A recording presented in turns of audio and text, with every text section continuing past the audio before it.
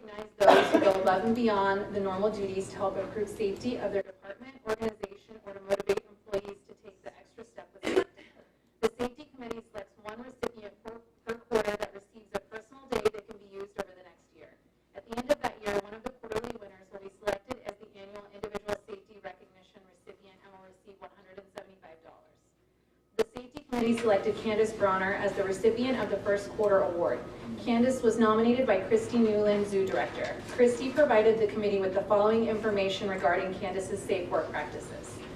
On the evening of Wednesday, February 10th, as Candace was driving through the zoo to go home after work, she noticed one of the landscaped areas west of the zoo was on fire.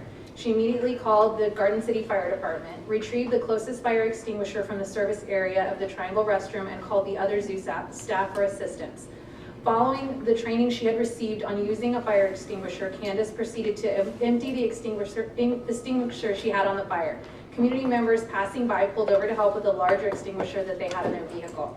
Garden City Fire Department arrived and took over the situation. The wind had started to pick up already that evening. Candace was observant and took charge of addressing an emergency situation. Without her actions, the situation could have been more severe. The Safety Committee would like to commend Candace on demonstrating safety leadership, enhancing the safety of others, and utilizing safety training appropriately.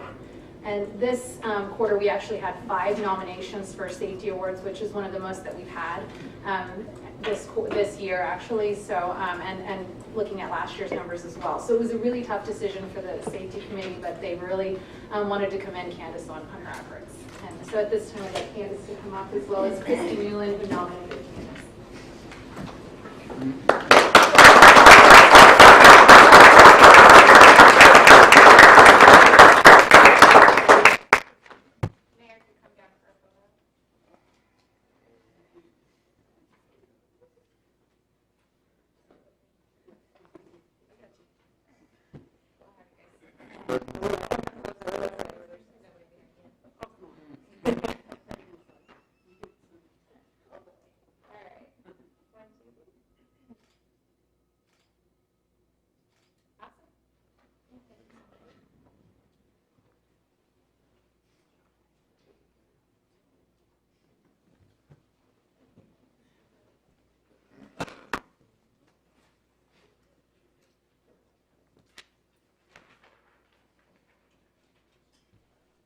Commissioners, item 6B, Carol Fry on behalf of the Finney County Fair requests the governing body consider and approve the following requests.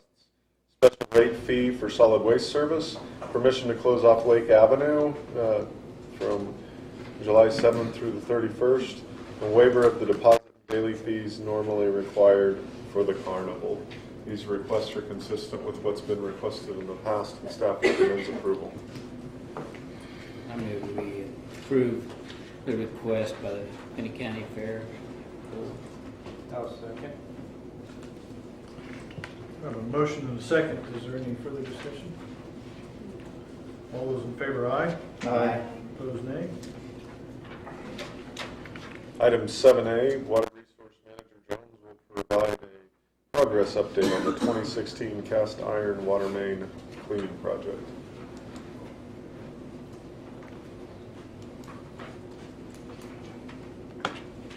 Good afternoon, Mayor and Commissioners.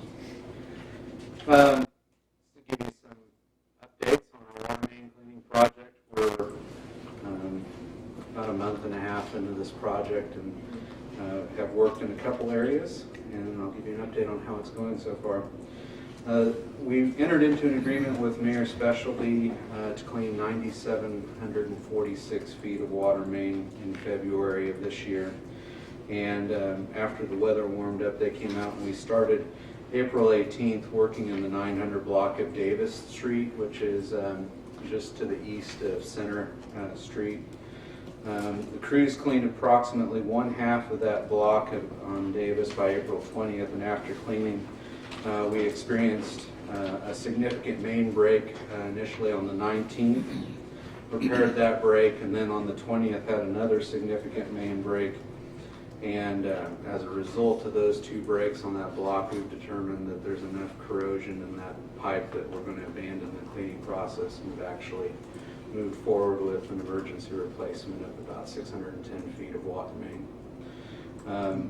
they'll probably be starting on that next week to get those services repaired. Everyone is up and has water right now, but that water main is no longer stable, so we're going to be replacing that. After we worked on Davis, crews moved over onto 3rd Street, and we've cleaned from the 200 to 700 block on 3rd Street. We finished that up on Friday. Everything went really very smoothly on 3rd Street. We had, Matt may have some pictures to show as to what the results was. That first picture was, that's the iron material in our water, the ferrous material in our water percolates in the pipe, builds up, gives it the reddish color. After cleaning, cast iron pipe, so it should be black after it's cleaned, and we're getting very good removal out of those pipes through jetting. This is an example of some of the tuberculation we had on the main on Davis Street. And if we go down, these are some of the external corrosion where the pipes actually we did experience leak events, pipe break events. So as it was cleaned, it actually, the structural integrity of the pipe went with it. This was the first, I apologize, my picture's sideways, but depending on how you're looking at it. That's the first repair that we had to do on Davis Street, which is about 15 feet of main, and then again, after repairing that, we immediately had another break. We back up a little bit, I might point out, and I think we talked about that before, on Davis, that is our new air shoring system that we use for trench excavation now. So that's something that's been going to get a lot of work out this year as we clean those water mains. We have to excavate about every 350 feet on the surface to get access to the water mains to do cleaning. So with almost 10,000 feet of line cleaning to be done this year, we'll be making a number of holes in the street to do that. If we go further down, this shows the map of the red sections show what we're planning to complete in 2016, and then the other colors in your packet indicate what we've done in prior years. So there's still a significant number of mains that need cleaning and attention throughout the southern part of Garden City. If you use Kansas Avenue as the delineating line, the majority of everything south of Kansas and west of Center Avenue is cast iron, and so those are creating issues for us. Right now we're working down on South Santa Fe Street, and we'll be doing South Santa Fe, South First, and Maple, getting those cleaned out, and then we'll move over to Conkling, and then up some areas north of Kansas Avenue on North 6th, North 7th, North A Street, North B Street. And we'll continue working on main cleaning through the summer. We'll probably be done sometime in October. If you have any questions, I'm happy to answer them. Good job. Thank you. Thank you. Your commissioners, the other items under the manager's report. First of all, congratulations to Mike Muirhead, our Public Utilities Director. He's recently been appointed as the President of the Kansas Municipal Utilities Organization, so that's good for us and good for them. Also been provided information on spring cleanup. If you've got any questions on the spring cleanup information, Sam would be happy to answer those. Also included are customary monthly reports from Regional Airport and the Neighborhood Development Services Department, city projects, fire department, and the Richardson Zoo. If there aren't any questions, we'd call your attention to the meetings of note. I'd also like to include on there that May 31st is the date of the town hall meeting. The commission would like to continue to hold those here and hold those at 7 p.m. We'll get the word out about that. Also at our joint meeting with the county commission at 11 this morning, they may join us for that town hall meeting, and we may use the opportunity for a public hearing, so to speak, on the idea of a land bank.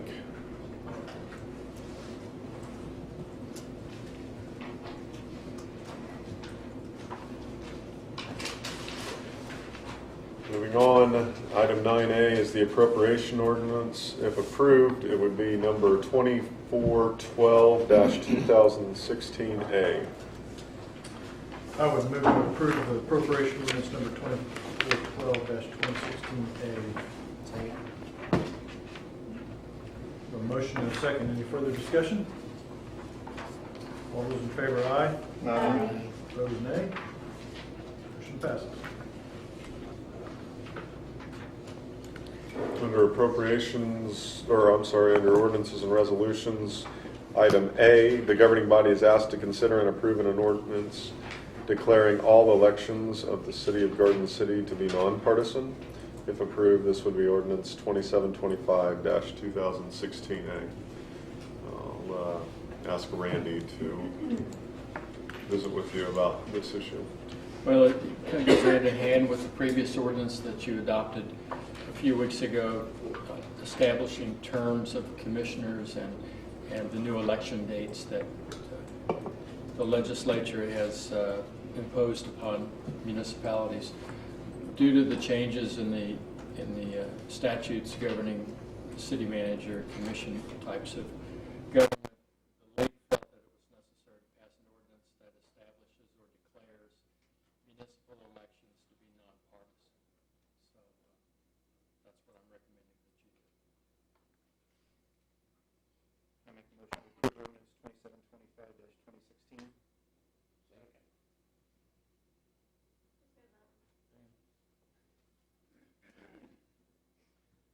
Motion to approve ordinance number 2725-2016. Any further discussion? All those in favor, aye. Aye. Opposed, nay.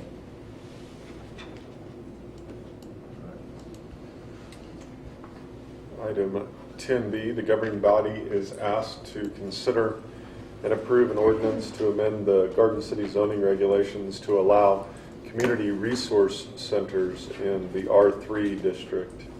If approved, this would be ordinance 2726-2016. Carol? Good afternoon, Mayor Commissioners. This amendment to the zoning regulation deals with adding in a community resource center. We currently do not have a definition for a community resource center, and so this amendment will amend section 2.030, the definition section, as well as the R3 regulation where we would like to add this. A community resource center, we have seen this used kind of as an on-call, as-needed basis right now, and so we're asking that this be considered to be amended into the zoning regulations for more permanent use. Community resource centers are designed to provide instruction, guidance, medical counseling for an area of about a quarter mile. So it's just for, I got something in my throat. The residents that live in that area, that's what it is designed for. And so if this is approved, if someone wants to put in a community resource center, they will have to get a zoning use permit, which is $15, and that's done through our office. And this is just to help, neighborhoods kind of come together a little bit and get services they need close by. This was presented to the Planning Commission on April 21st. And the Planning Commission, oh, thank you. It wasn't from that line that Fred showed earlier. Yeah, that was I tried not to look. Yeah, I don't want to see that. Okay, and the Planning Commission had a unanimous approval on this on April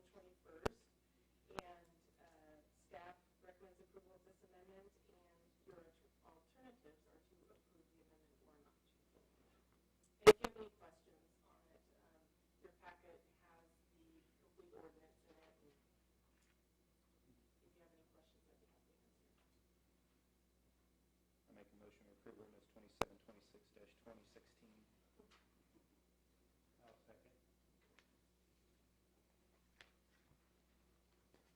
Have a motion and a second.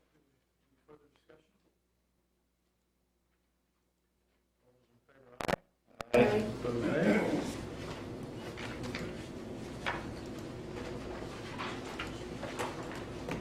Item C.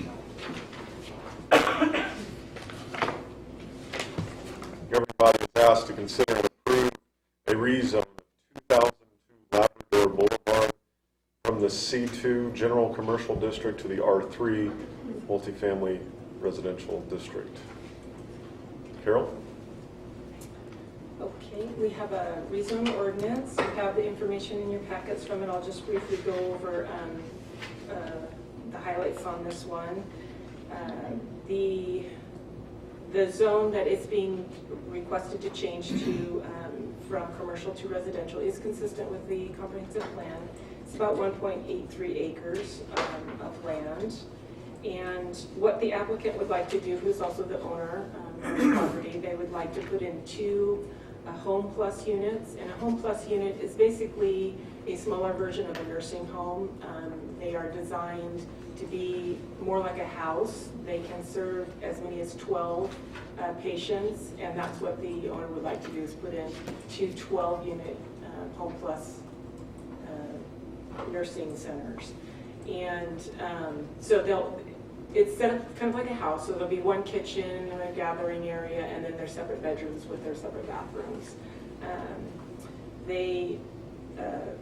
I want to point out as well is if this is approved to be rezoned, the applicant will also have to go to the Board of Zoning Appeals to get a conditional use permit, because in the R3 district, you need a conditional use permit to allow nursing homes.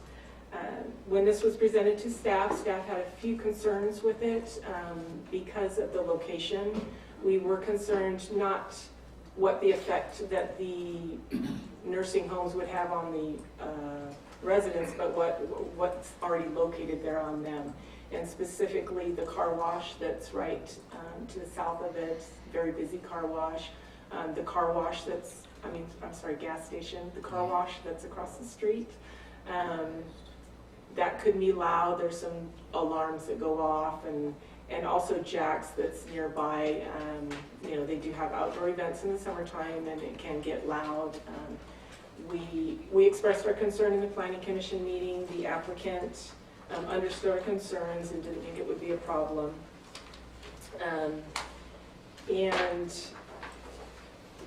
Your alternatives for this rezone is to approve the rezone or deny the request of this rezone. This was presented to the Planning Commission on April 21st, and they had a unanimous decision for an approval of this rezone. And I can answer any questions if you have any. Is there any resistance to this or any We negative? did have a letter that was presented at the Planning Commission. I have some copies if you'd like a copy of it. No, that's,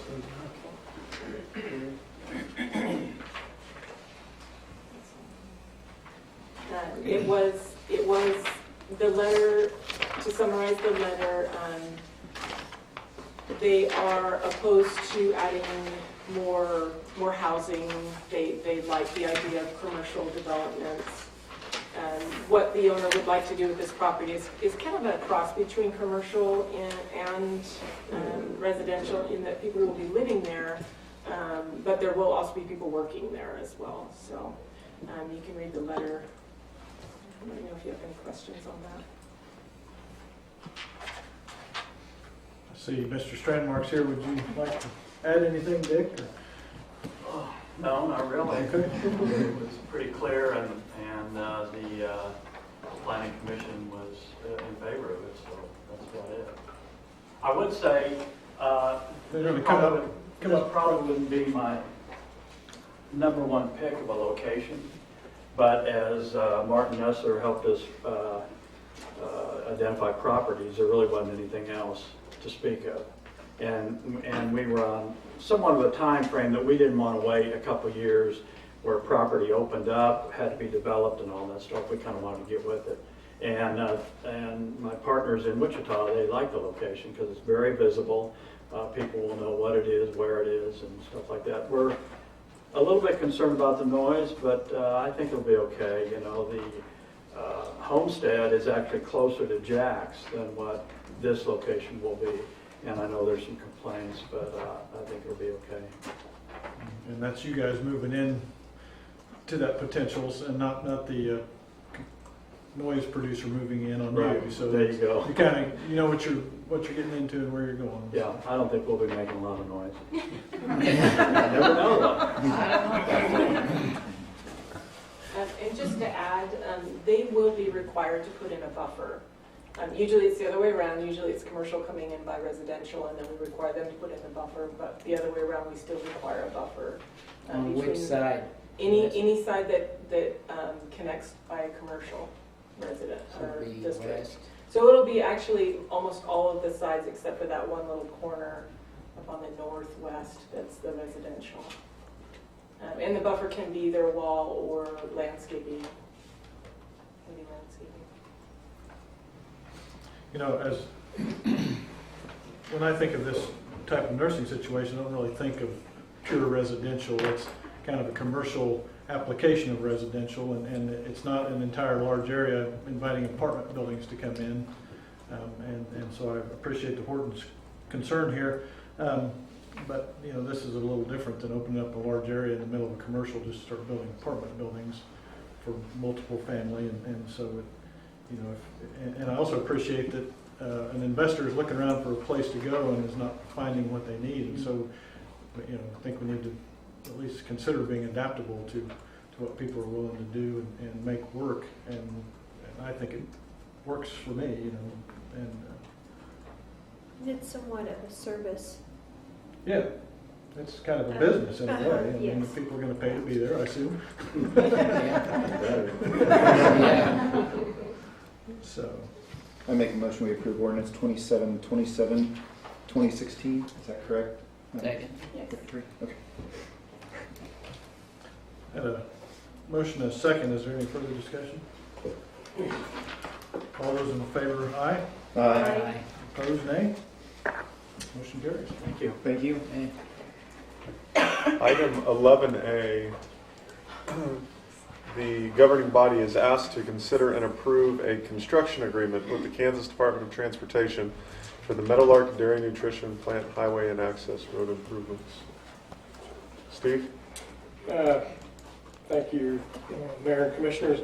You'll recall that this city has applied for economic development funding for the highway and access road improvements related to the Meadowlark plant. KDOT has approved us for $1.2 million in construction funding with no local match required. So this agreement memorializes that. Our current construction estimate is $1,233,000, so we're right in there. So, the agreement basically is in standard KDOT form. So Randy's looked it over, so we recommend your approval. And on the fiscal note side, again, with these types of KDOT projects, we pay bills monthly and then get reimbursed for them from KDOT. So we'll use the Community Trust Reserve as our bank account, if you will, but we'll file monthly reimbursements and get the fund replenished as we go along. Engineering costs are 100% on the city, and we've got those budgeted in Fund 53 and in the General Fund's Capital Improvement Fund. Currently having the engineers prepare their estimate for the construction inspection portion of the contract. That's the last piece we need short of bidding the project to know exactly what all it's going to cost. So, again, we recommend your approval. How long does this take once they get approved? Well, hopefully, we're hoping to get plan approval in the next week to 10 days. We'll bid it in June. Our construction sequencing schedule that we've worked out with the DFA we would start the dirt work this fall, suspend over cold months in the winter. When asphalt plants fire up again come March, April area, we'll do all the paving next spring and hopefully have all the work completed by this time or early June in 2017.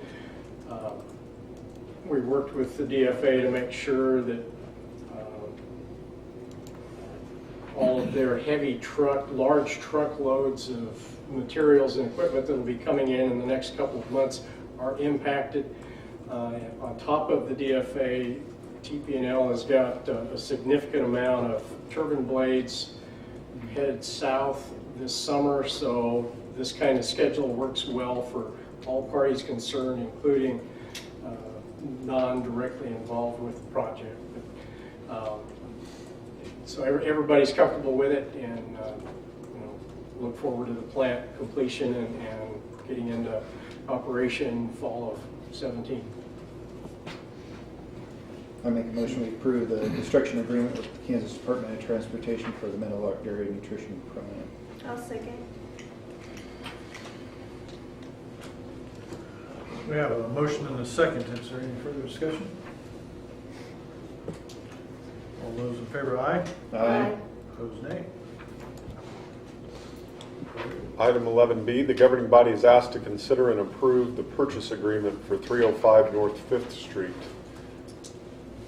Jennifer? Mayor and Commissioners, at the last commission meeting, we directed staff to go ahead and move forward with putting the two rec houses for sale, 302 North 6th and 305 North 5th. Those have been put for sale. There was a sign in the yard at 305, and there still is one at 302 with Attorney Grisel's information. 305 was negotiated and sold by Mr. Grisel, and he put together the purchase agreement that is attached. I'm sure you all have reviewed that, so this memo is to ask if you are ready to sell the house, if you want to keep it, or if you have some other alternative to the purchase agreement that is attached. It's more than we paid, right? Yeah. It is, Yes. correct. I believe we, as noted in the fiscal note, we paid $57,500, and the negotiated price is $60,000. We actually paid with $50,700. So Okay. Our records Do were they not buy correct. it as is?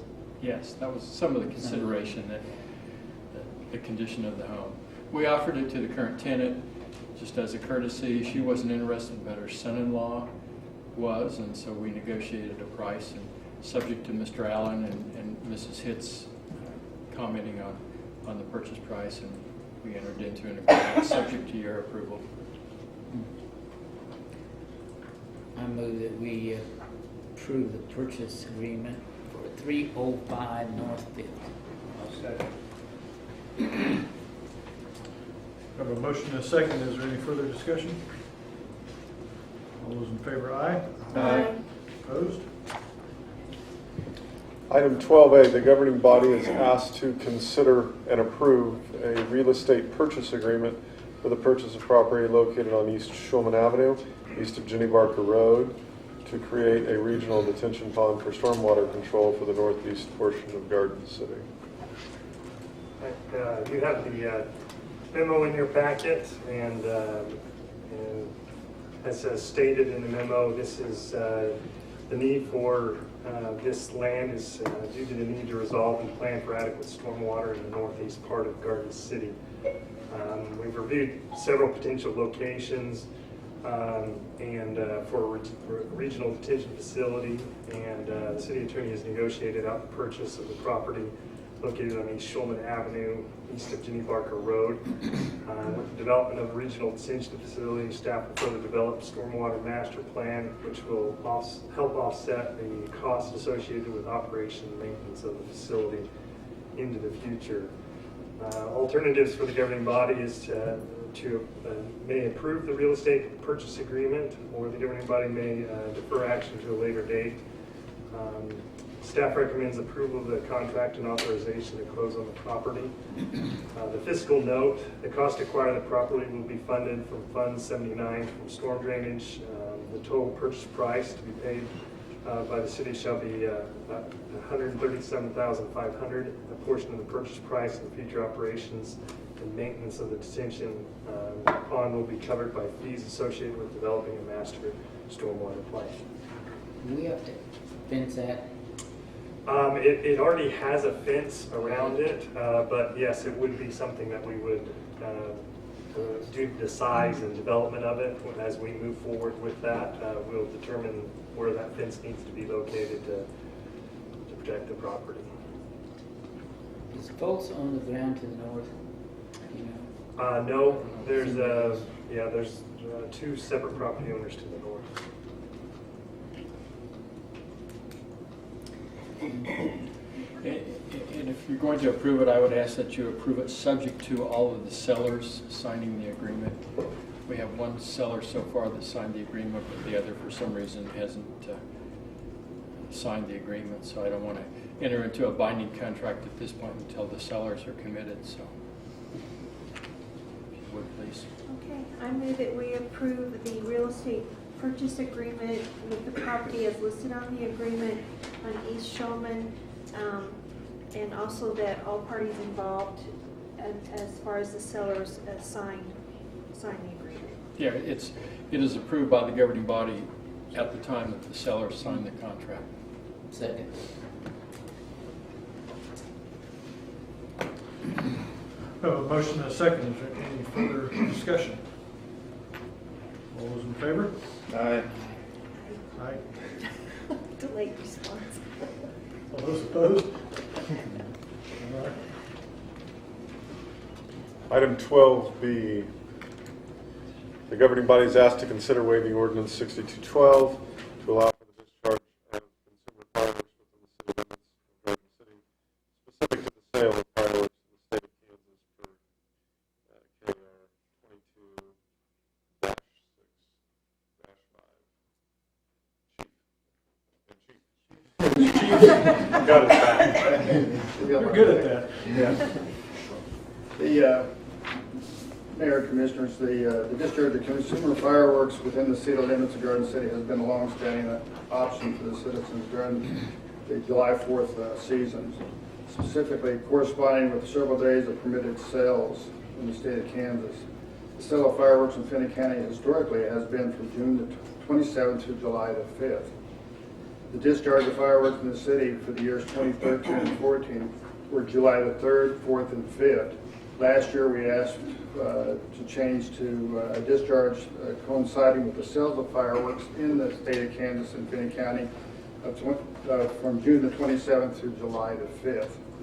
Historically, in the years 2013, as far as firework-related fires, we had 7. In 2014, we had none. In 2015, we had 12. There were 6 in the city and 6 in the county. Last year, the fire department and the police department, we put together a flyer that was in Spanish and also in English. We spent every night out in the city on the streets talking to people about fireworks safety and the discharge of fireworks and the time that they were allowed to discharge them. It was very successful. And Chief Hawkins, I'm sorry. Chief Hawkins will go be laughing. Good afternoon, Mayor, Commissioners. As Chief Shelton mentioned, last year, I think last year we put together a strategy that between the police department and fire department that we found was very successful. We partnered up with the fire department. The fire department responded out in the evenings in their trucks, watching for different violations and so forth.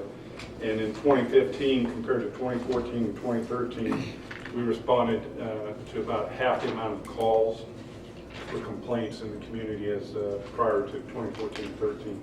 And I think that was mainly due to the advertisement and the strategy that we developed and putting these flyers out and getting out to the community and communicating our concerns and educating the public on what the ordinances are on when they can discharge and where they can discharge. You plan to do the same thing again? Yes, it was a successful strategy, and we'll sit down before the fireworks are sold and evaluate the strategy we deployed last year and look at, is there any additional things we can do to make the even a safer 4th of July. I rode one night with the fire department, and it was, I thought, pretty well accepted. People didn't, have a problem because it, was at dusk there where it was starting to come close to 10:30. And that was kind of a big part of it was, please, have fun but stop at 10:30. And I think that reduced a lot of it by being out there in the evening hours. And I don't think we're ever going to ask people to not do any fireworks. So we got to find that right, compatible situation where people are respectful and have to shut down at a reasonable hour, but still get to sell fireworks for the retailers and discharge for the people who want to celebrate. So The only thing I heard was they thought it was too long a period from the 27th to the 5th.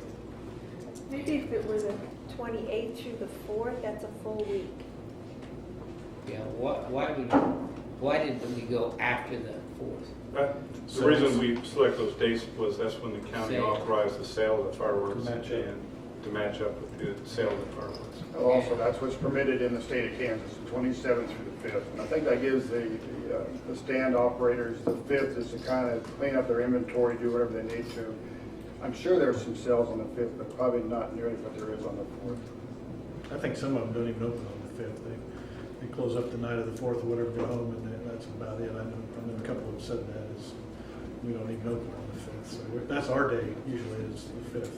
And so they were like, we need the 5th, to allow a little bit of our own. And so I'm not saying we have to do that. Just that's what I've heard from a couple in the past. We generally start hearing fireworks around the 27th, which you have to remember, people can buy these by mail order, so they start receiving those about the same time. And once they receive them by mail order, then they start discharging them on the 27th. So it is a long time, the 27th through the 5th, which we realize that this is going to happen, and the way for us to manage it is to get out on the streets and work with the community to try to stop it by 10:30 in the evening, which worked out fairly well last year.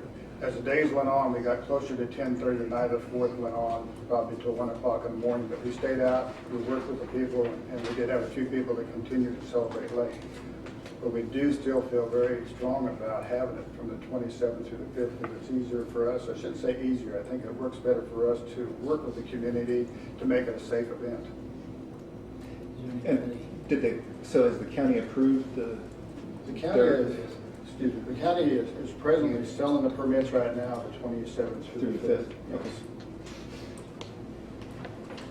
In years past, whatever the commission has decided to do, as far as the sales, they will go along with us. But again, we would like to see it coincide with the state of Kansas. The 27th through the 5th is the dates that the state allows the sale of fireworks in the state of Kansas each year. Anybody in the audience that would like to speak on this subject? I think what the chief said earlier, a lot of people can buy it through mail order, and they can if they don't buy them here. If we stopped it on the 27th, the 28th, they could go to another county next door and get them and shoot them anyway. So I think that it's easier to enforce for the police and the fire department to enforce when they know the dates are from the 27th on. But if you started it, let's say the first of the month, you've got 4 days in there that they'd be out there shooting, then it puts extra burden on having to patrol people shooting illegal, which is more work than what you really gain out of doing the thing.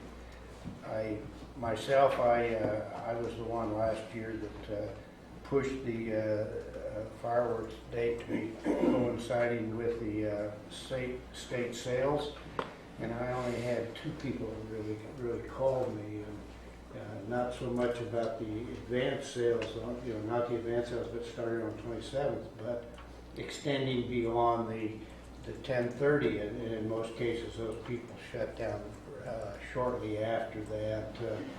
And I commend the police department and the fire department with their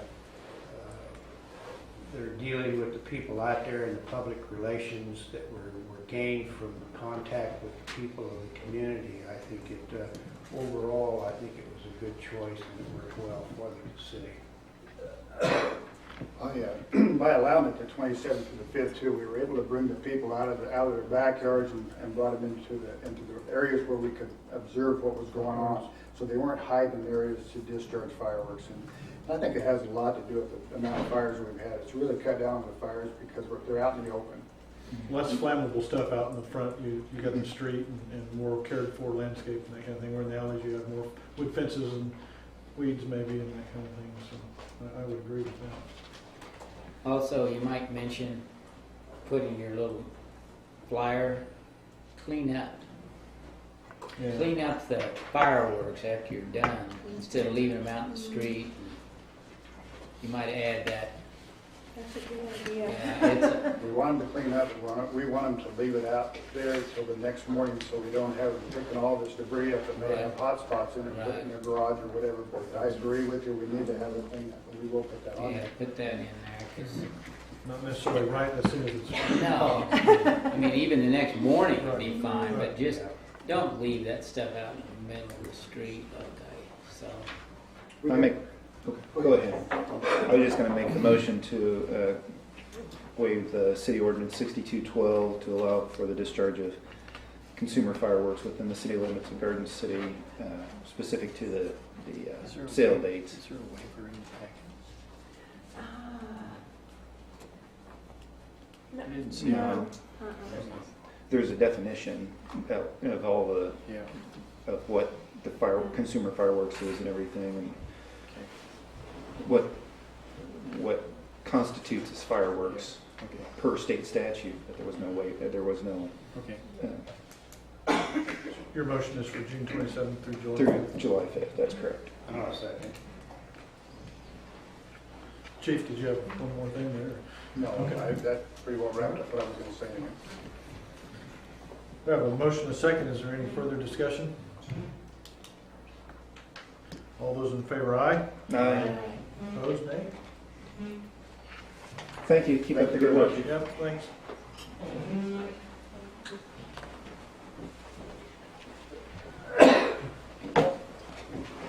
Item 12B, the governing body is, nope. Item 12C, the governing body is asked to consider and approve holding a public hearing regarding the establishment of a collaborative city and county land bank. Caleb. You have in your packets is something has been discussed previously, and the governing bodies have asked us to go and to meet with several of the organizations in the community that would be interested in finding out more. We have met with the Home Builders Association as well as the Board of Realtors and gave presentations regarding the land banks to allow them to come and make a presentation or give their comments to staff in regards to the creation of a land bank. At this point where we're at is that the purpose of this land bank is to efficiently hold and manage and transform vacant and abandoned foreclosed property back into productive use. And so with that, we've given a presentation to the County Commission yesterday and today for yourselves to consider what the next steps are to the creation of a land bank if that's what you choose to do. Staff has presented this information to those other organizations and would recommend that the governing body consider holding public hearings to receive additional comments from the general public regarding the establishment of a collaborative city and county land bank. And so at this time, the alternatives for the governing body are to hold a public hearing and take action on the next available meeting, not hold a public hearing and take action at the next available meeting, or take no further action in establishing a land bank. Staff recommends alternative number 1, and if there are any questions that. What would you would set a board? Is that what it Yeah, says? this would be made up of a board of trustees that would be made up of, as we kind of put some drafts together, the information that was included in your packet gave a detail of what the purposes are, of what a land bank is, and how a land bank would work. We put some drafts together as far as how that would work as potentially putting a board of trustees together. That's what was included in the resolutions and ordinances that we've provided in the packets, which would be one of those alternatives would be made up of the commissioners and a manager from each jurisdiction, and as well as a member of the planning commission. And the ordinance details how the potential, and a lot of those things still need to be vetted out and are out there. We wanted to get a draft together for you to look at and see. The county commission, for example, they had a couple concerns. They wanted us to approach the city of Holcomb and ask of their interest in participating as well. Currently, the city of Holcomb only has one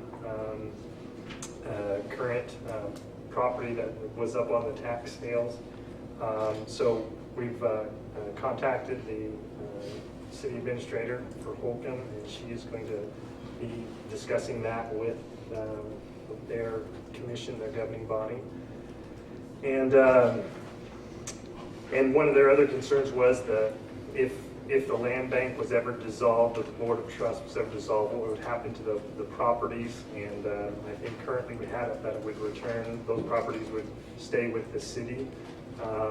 But that also probably needs to be vetted. They had some concerns about that, if properties were in the county and so forth. So I think there's some things that we would want to detail out on that. But this board would set the price? Yeah, the board of trustees would be the ones that would negotiate the sales or the development of those properties. Okay, but in the past, a lot of these inner city lots that we have don't really meet the specs as far as being able to build a decent house on there. Are we going to be able to modify that to a degree to where we can allow a house on there that may not normally meet the code in other areas, but to be able to entice people to develop a house there? Actually, that's where this comes in really handy. This board of trustees would then be able to contact those two next door property owners and work out even a better option would be to work out that sale of that property to those next door neighbors who are in the same predicament, that their lots are too small. And the board of trustees could work that out with those, and then we can help resolve, instead of one problem, multiple problems on the same block. Or for example, if we have a certain block that may have multiple properties that end up in the land bank, the land bank can negotiate that out and work with a developer to come in and repurchase those properties and redivide those up so that they can be properly developed on in a timely fashion. How about a house, how about a plot within the city that has owners on either side and they don't want anything to do with that? Those situations, I think, will come up and will exist. I think that will be up to the board of trustees to decide whether to go back and seek an amendment to that. There are policies in place to allow people to develop on those smaller lots. We've actually recently, about a year ago, adopted some changes that allows us to have, depending on when that land was platted, a reduction in the lot size requirements based on the zoning. So that's in place to help them do that already, and if that comes to that. But if they're smaller than that, then we would need to change You some could more. really build on one of those narrower lots, you could build a shotgun type home. Yes. That's straight and narrow, sideway, or the hallway on one side going down the roof. Yes. Which you see a lot in the southern part of the country and even on the east coast. Yes. You got a good architect, they design you a narrow house. I guess my concern on it, I was reading through it, you know, it suggests that this committee or board reports to the governing bodies annually.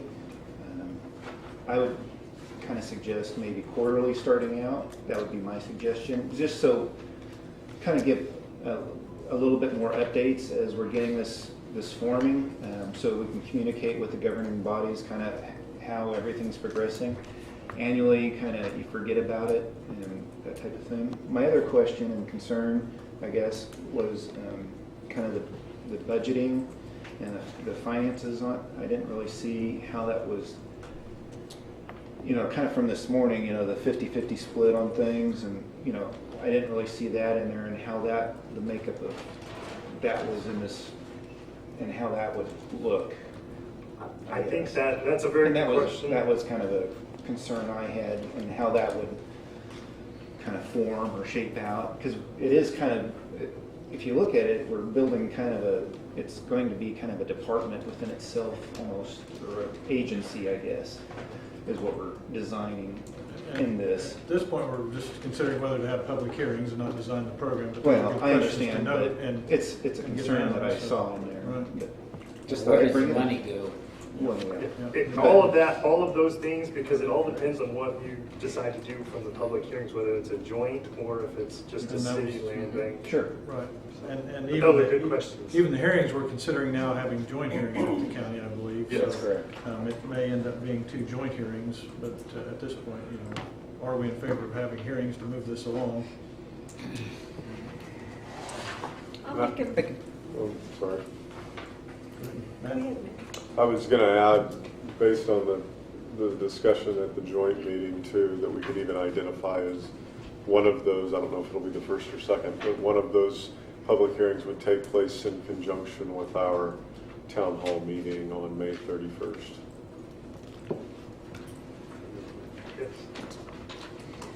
I'll move that we hold a public hearing, the first one being on May 31st at 7 o'clock, and take action at the next available meeting. I'll second.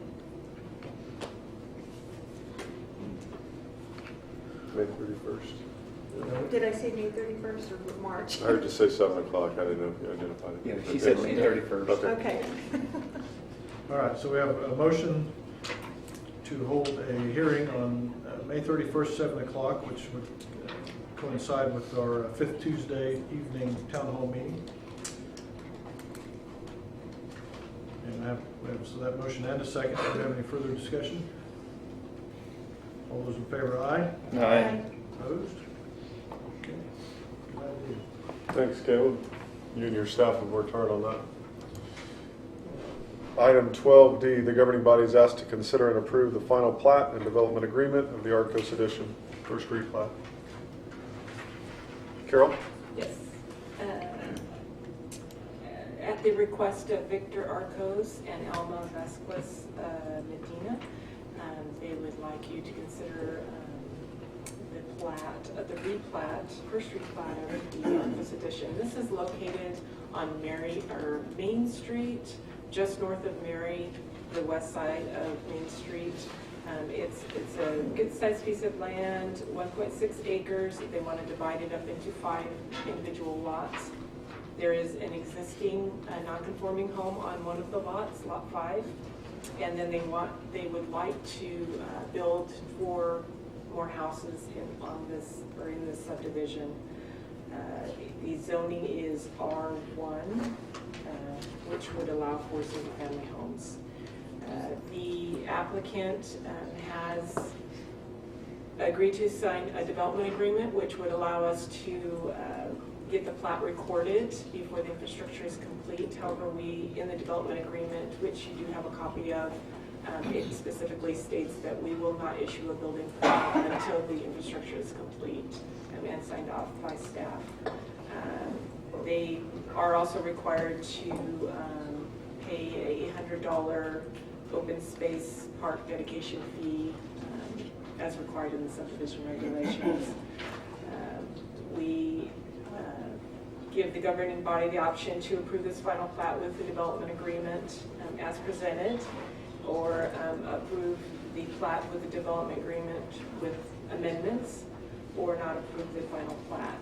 This was presented to the Planning Commission, and the Planning Commission, with the unanimous vote, agreed to approve the plat, or recommended to approve the plat. What's that hashed area in Lot 4? That was, I believe it's one of the easements. Kenny Parks is here, if you could probably answer that question. Is it on this plat? That's part Yeah. of a sewer easement that we're asking to be removed, vacated, I should say, part of that easement. It was Does not an use- easement, but it was. I was gonna not say, if being you, used. if you don't have that, you don't have much room to build a house. Exactly. And it wasn't being used, I'm not sure why it was ever created in that fashion, but it's not being used, so we. But there is a easement across diagonally there, it looks like. That's a private service line for that house, existing house. So what if the building to the west of the house at 2605 and then the one in the northwest corner, are they going to be removed, those buildings? There's an existing house on lot 5. Uh-huh. Do you have down that you? Looks like there's a building directly west of the house. From an old area, Yeah. those have been removed. Okay. The site's clean right now, except for the existing house on the east side. Okay. Oh, okay, yeah. Yeah.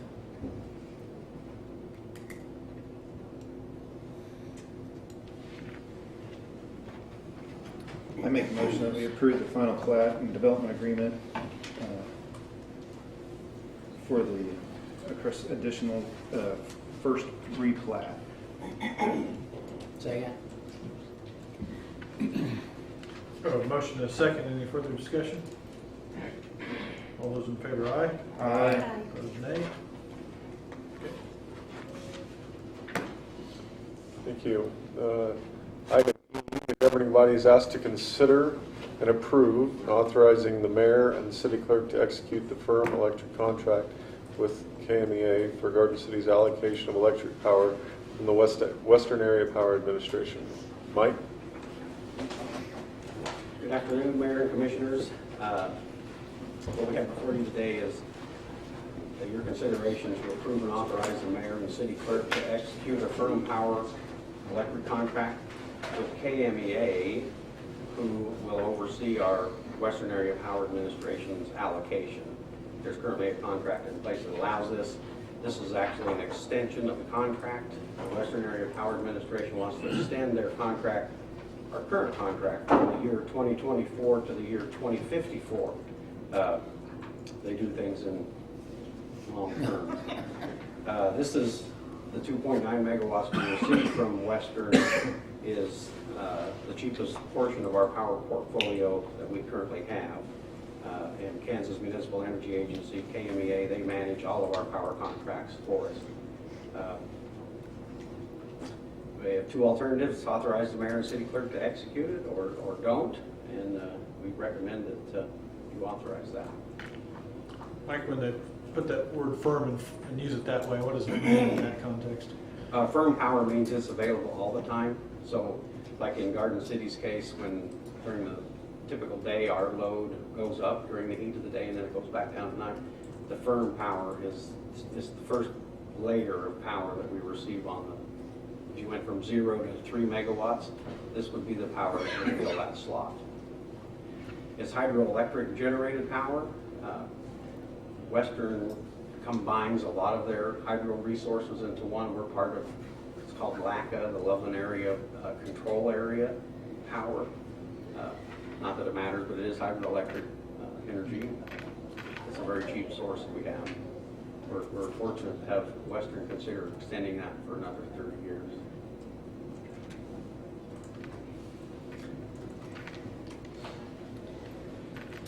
I move that we approve and authorize the mayor and city clerk to execute the firm electric contract with Kansas Municipal Energy Agency. Second. I have a motion and a second. Any further discussion? All All those in favor, aye? Aye. Opposed? Thank you. Thanks, Mike. Thanks. 12F, the governing body is asked to consider and approve staff to negotiate with Kansas State University and Southwest Towing for possible connection to city water supply. Mike? Yep, I'm still here. Hi, Mike. We've recently had 2 requests for city water to be extended outside the city limits. The first one that I have listed here is with Kansas State University Research and Extension Center.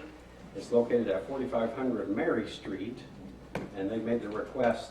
They come in and visited with us about the possibility of extending city mains up to their property to be able to use city water for their potable needs. They currently have some water drinking standard issues with their current supply, so they would like to negotiate with us about the possibility of extending that. The second one is with Southwest Towing. They're located at 690 Industrial Drive. They also are requesting permission to negotiate to connect to the city's water supply to provide them with additional water supply. They currently have some issues that they're running into with theirs. Both of these requests would require the city to extend our water mains to serve their property. What we have been authorized before by the city commissions to do is negotiate that with them. You know, their requirements may only need a 6-inch water main, but we look at our water master plan and determine the actual size, and then we, the city, would pay for any oversizing of that main to be there for the future to provide other folks. There's members from both organizations here if you have any questions of them. Typically in the past, the commission has authorized us to move forward, negotiate, come forward, come back to you when we have costs available and all of that, and then you can give us permission to proceed or not to proceed. And the cost for the water is 2 times? Yes, current ordinance requires that anybody outside the city limits pay 2 times the amount of a normal person, a normal commercial entity, residential person inside the city limits. Is there an aerial of the one on Industrial Drive available? I don't believe I put one in there. I apologize. My fault. It's Is there other people up there on Industrial Drive that would be, Right here's the, there's a lot of residents up there. There'll be a couple of them sitting in the audience. that's Southwest. we've had the different. Small map. State If you need to see it. State your name when you come up. I'm Glenn Williams, Southwest Towing. That gives you a little better idea. There you go, thank you. We're actually, our address is actually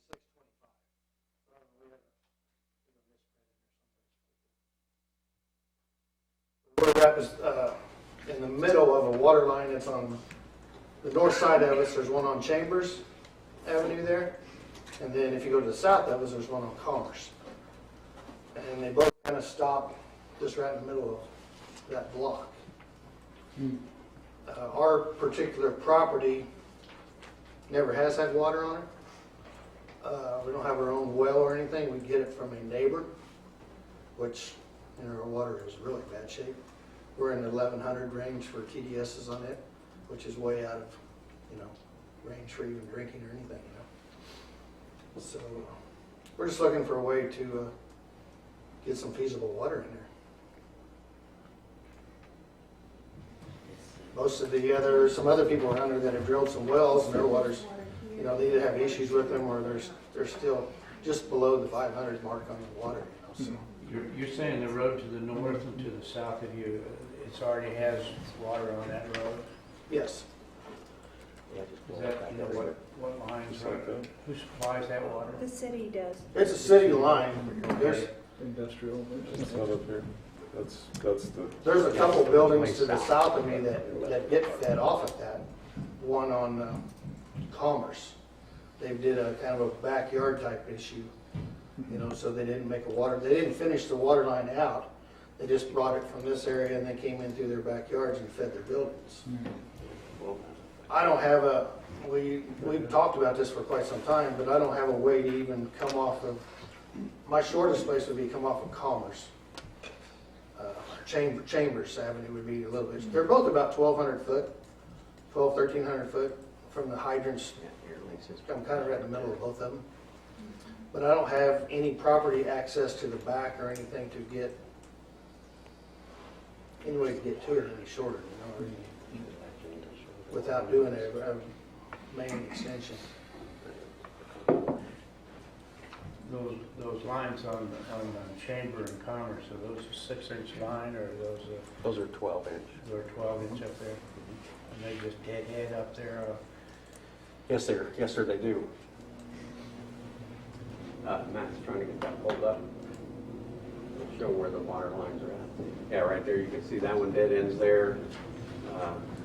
The property, you can make that go down, so we can see the north side. Right there? Yeah. It's hard to maintain pressure when it goes deadhead. Well, no, there's a lot of pressure there. What we do is we have to go up and we have a hydrant at the end of each one of those dead end mains. We have to flush those on a regular basis to keep the quality of the water adequate. As part of the city's overall master plan, at some point in time, it was proposed to connect those two, and actually it would continue down Industrial Drive all the way down to the highway. However, that's never been. North of Mid-State Drive, it has city water. North of whatever that. That's where your building used to be up there, yeah. And that's coming off of Commerce, I think, going north. Scroll up.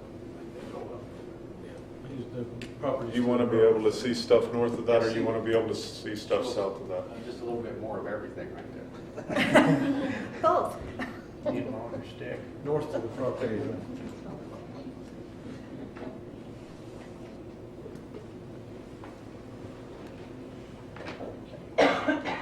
And now pull it down a little bit, Matt, if you can. We see to the north. I apologize, I didn't put that map in the packet. That was my fault.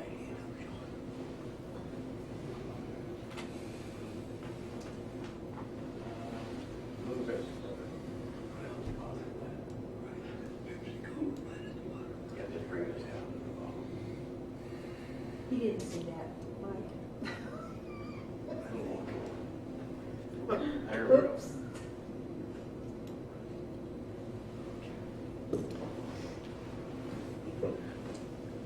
Here's the property. We still got to come down a little bit farther, Matt. All right.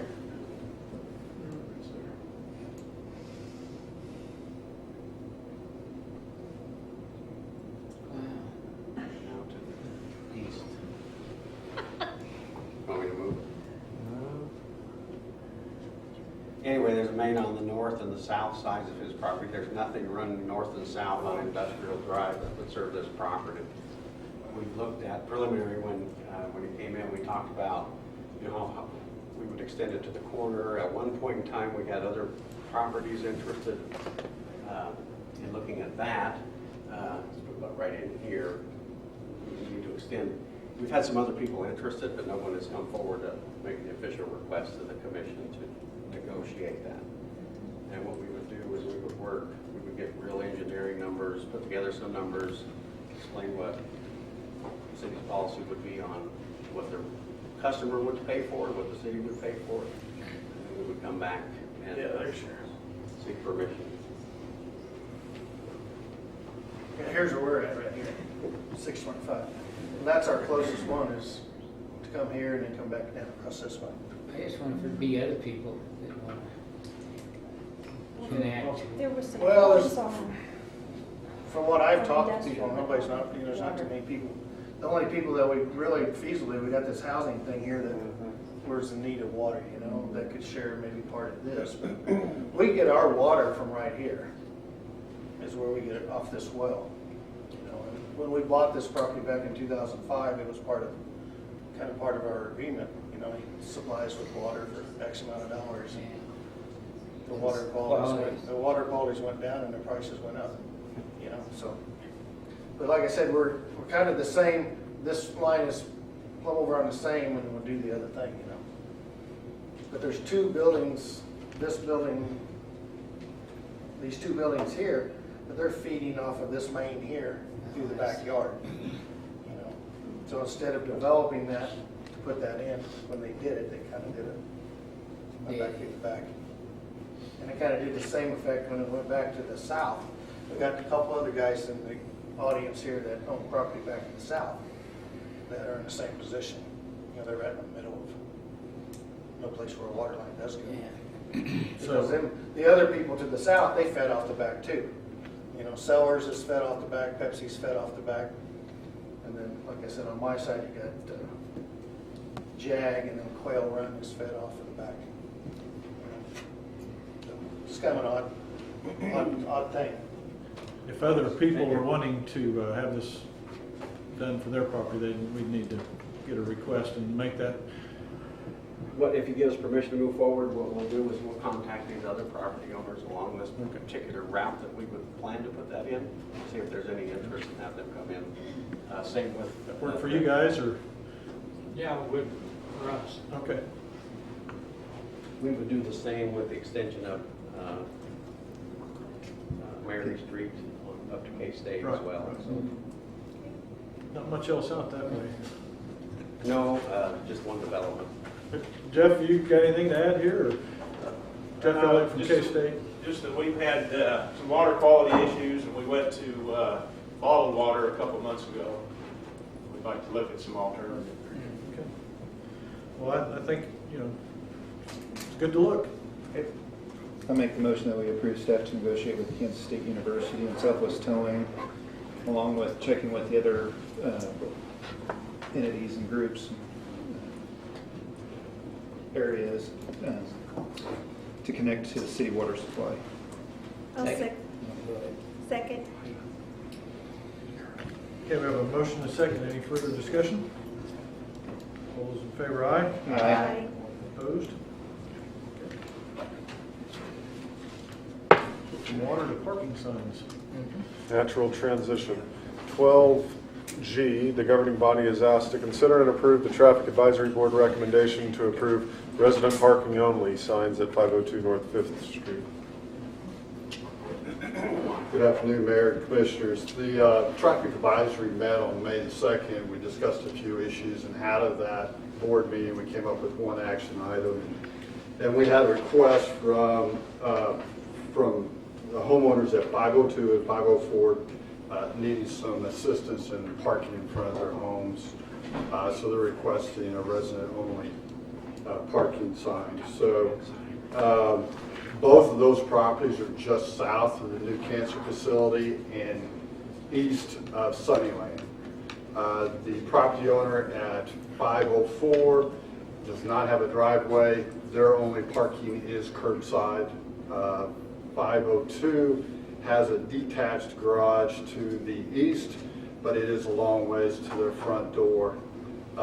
We did visit with the property owner at 411. She was the original one that requested this. Since her original contact with us, she's worked with the cancer facility and have corrected her issues in front of her property.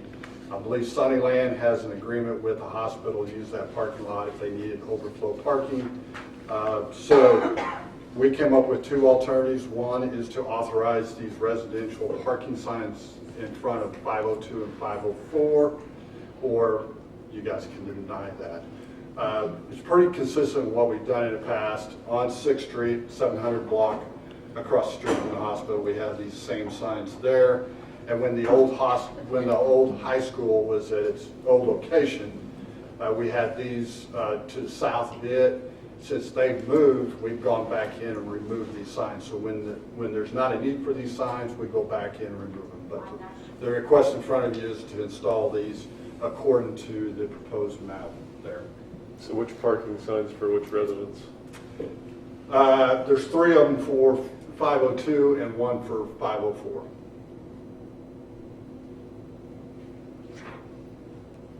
.502 has 2 sides to their property, and then each sign runs about $140. we had those in stock. We'll just use the ones that were at the old high school. Can 502 currently park on the south side there? Is that parking allowed on the south side? It is parking, but they say it's been used too by visitors to the hospital or employees. But they do have a garage detached to the back, but it's quite a ways from the front of their house.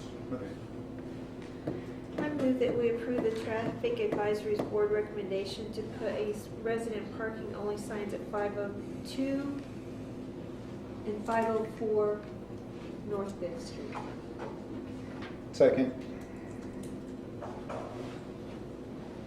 We have a motion and a second. Is there any further discussion? All those in favor, aye? Aye. Opposed? Thank you. Thank you. Item 12H, the governing body is asked to reappoint Chief Michael Utes to serve on the Community Corrections Advisory Board. Staff recommends approval. I'll make a motion that we approve the reappointment of Chief Utes to serve on the Community Corrections Advisory Board. I'll second. A motion and a second. Is there any further discussion? All those in favor, aye? Aye. Opposed? Item 12I, governing body is asked to appoint a board member to fill an unexpired term left by Marcus Ramos on the Garden City Recreation Commission Board. The term is set to expire February 2017. This would be filling an unexpired term, and therefore the position would again be up for consideration heading into February 2017. 4 of the 5 members to the Recreation Commission Board are appointed by the City Commission. Current members include Micah Bunch, Alyssa Benavidez, Marilyn Porter, Jamie Warren. At the time of the publication of this staff, or of this commission packet, there were 2 folks who had expressed interest, Jacob Ollinger and Deb Euler. And then over the weekend, we received a 3rd expression of interest. Has that been provided to the commission? It was They emailed to us. Keith Rathbun, I think was the 3rd name. And if you don't have a hard copy of that, I'm sure staff can grab one of those quickly.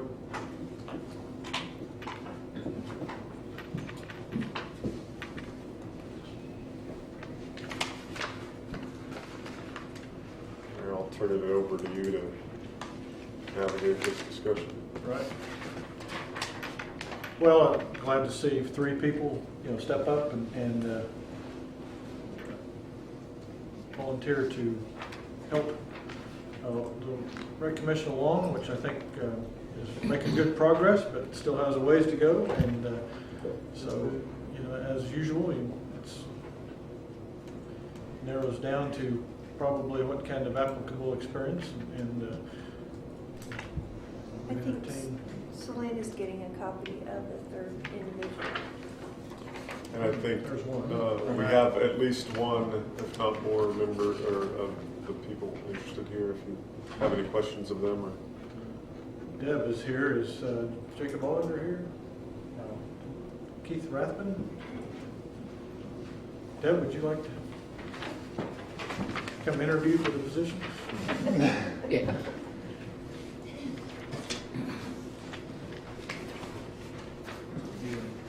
Hello.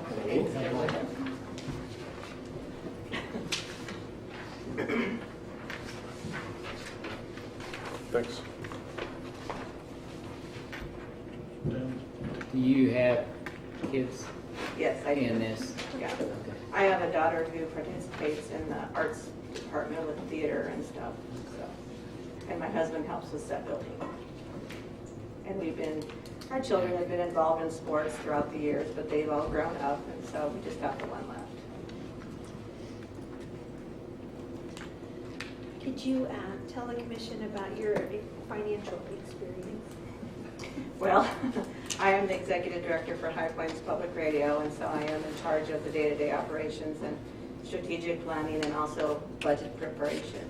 I serve on the Downtown Vision Board as the treasurer, and I'm also involved with the chamber. Do you have any problems with asking questions when you have a doubt about something that may be going on? No. You know, it's the radio person that comes out in me to, you know, try to find out what's really going on. I make a motion that we approve Deb Euler for the unexpired term on the Garden City Rec Commission Board. I'll second. I have a motion and a second to appoint Deb Euler as to the Rec Commission Board. Is there any further discussion? All those in favor, aye? Aye. Opposed? Thank you, Deb. Go to work. And I'd like to say again, I appreciate everybody stepping up, and their names will be retained for that or any other that they may have checked on their application. And I know we've seen Jacob, you know, in some things and getting involved, and so appreciate those guys. Okay. Item 12J. This is a presentation of a water rate study performed by professional engineering consultants and their lead engineer, Sarah Unruh. And so Mike will briefly introduce this, and I'm sure quickly turn it over to Sarah. I will. I'll turn it over just as quick as I can. They got their stuff ready to go, so I won't have to stand there pointing. Their maps are already in their They are. presentation right there. Look They at come that. prepared. Sarah Unruh with PEC Engineering out of Wichita. We use them on a variety of utility projects. Sarah has completed our water master plan last year. We asked them to move forward with a water rate study, and this is their analysis of that. And also we have Constance Smith is here. She's the chairwoman of the Public Utilities Advisory Board. Their board has already seen this presentation, so I'm not sure if you would have questions of Constance, but she's here. So there you go, Sarah. All right. Well, I have copies of the final report and the actual presentation, so I'll hand those out, and they're nice and staticky. So. Not that one. All right. Do you want me to be down here or here? Either way, podium if you can. Okay, that's fine.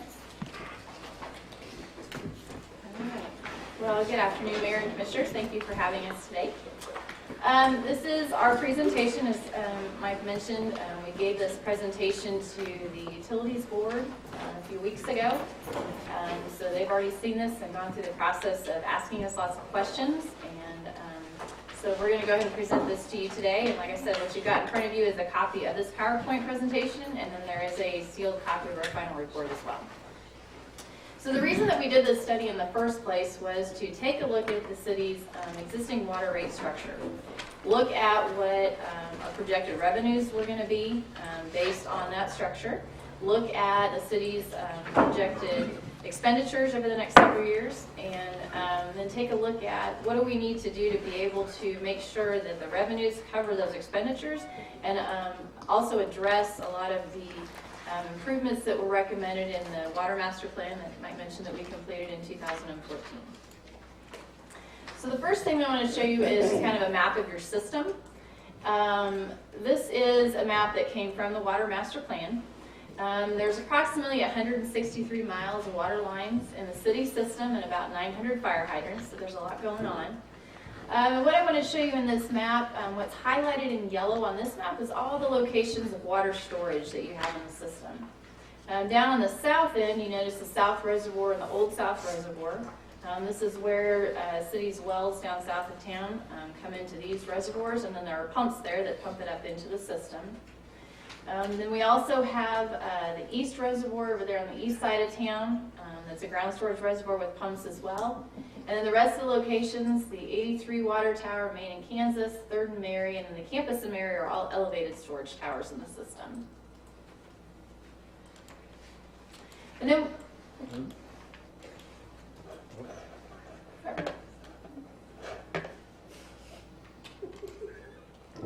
yep, you're good. I'll get there. That's fine. I'm not in a hurry. That one, that's what you want?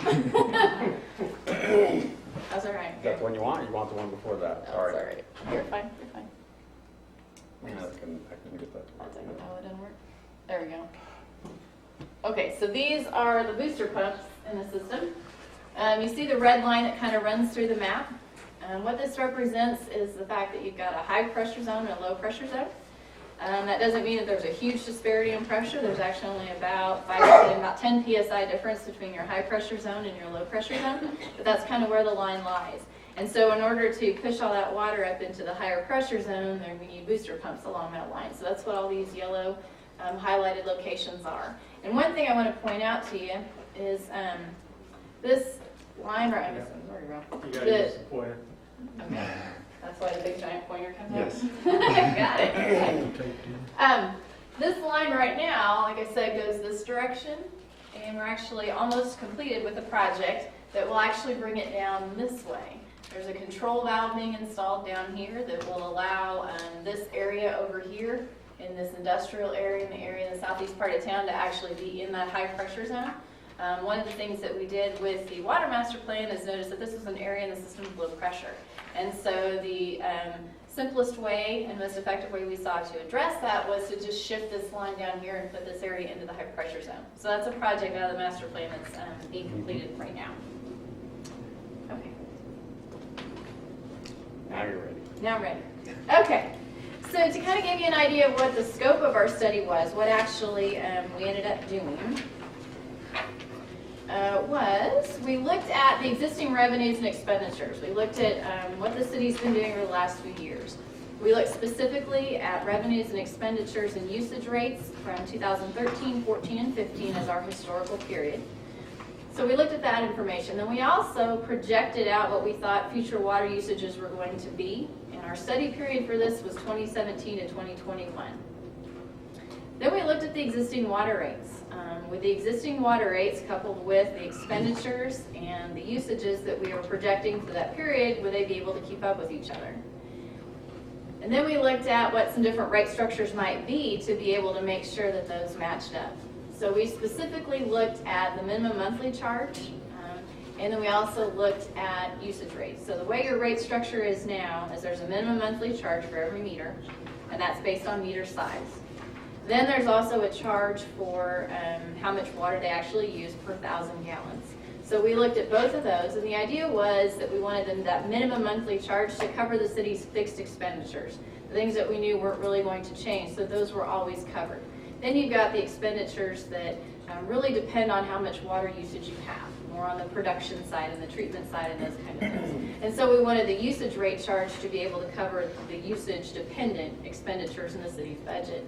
And then we also wanted to establish a year-end balance. And this is just kind of that savings account to deal with things that happen unexpectedly, like Fred was talking earlier about water main breaks or just projects that come up that you need to fund. So we wanted to have a year-end balance to kind of give the city a cushion for those future projects. So this is some information on historical residential and commercial water customers to give you an idea of how many customers you have out there right now. Like I said, we looked at a period of 2013 to 2014. So in 2013 to 15, for the residential customers, the number of customers went up by about 2%. And the commercial number went from 952 to 1,004, which is a little over 5% increase in that time. And then we looked at what were we going to do to project out how many meters we thought we would have in the future. And based on information from the Water Master Plan, which we used information from the previous comprehensive plan that was prepared, we used an average annual growth rate of 1%. And so the numbers that we came up with are shown here. So basically by 2021, the end of our study period, the residential customers would be just a little over 7,800 meters, and commercial would be 1,064. This gives you a summary of kind of what the typical usage is per meter in your system. We'll first look at the residential meters, and as you can see, you know, the most number of meters that we had in the system from the previous table, most residential meters are that 3/4 or 1 inch size. So that's where you see the majority of what the average usage would be. And then in the commercial meters, obviously we have some larger meters and so much larger users, and that's why you see the average go up as you go through. But basically, the big point of this is that the average residential usage is about 15,000 gallons a month. So then we looked at what our annual water usage projections would be based on what we just pulled from that last table. For instance, the 15,000 gallons per month for residential meter and the average for the commercial as well. And we projected those out based on the number of meters that we had established. So total residential usage in 2021 is going to be just over like 1.1 billion gallons, which sounds like a lot, but that's all year long. And the commercial was just under 800 million. So at the bottom here, what I've got is a comparison. So the total projected average usage for the year 2021 is 5.36 million gallons a day. And the current 2015, or the 2015 average usage was 4.88. So it seems like a huge number when you're talking all these millions and billions of gallons of water. But you can see that actual increase is just under 10% total increase from 2015 to 2021 with our projections. Okay, so now what goes into the actual expenditures of the city? So this table summarizes what the expenditure items are that the city asked us to look at, and then a little bit of an explanation about each one of those are. So first we have the operations expenditures, and this covers things such as the supply wells, the booster stations, chemical feed, the Wheatland Electric water treatment plant. You have contractual obligations to them for the supply of your water. So all those things fall under the operation expenditure item in the budget. Then we have maintenance, which again is just the maintenance items associated with the wells, the reservoirs and towers, the pumps, any sort of main replacements or valves, hydrants, service lines, and the actual water meters themselves. Then we have staff expenses, which covers both the supervisory level and then production, distribution, and operations staff. Contract engineering, which would be outside engineering services, for example, what we did with this water master plan. And then the debt service, which is all the expenses associated with the loans that have been taken out to make improvements to the supply and distribution system over the years. And then planned improvement and purchases, which are some future water projects starting in 2017 that the city identified for us as being projects that they see coming up in the next 5 years.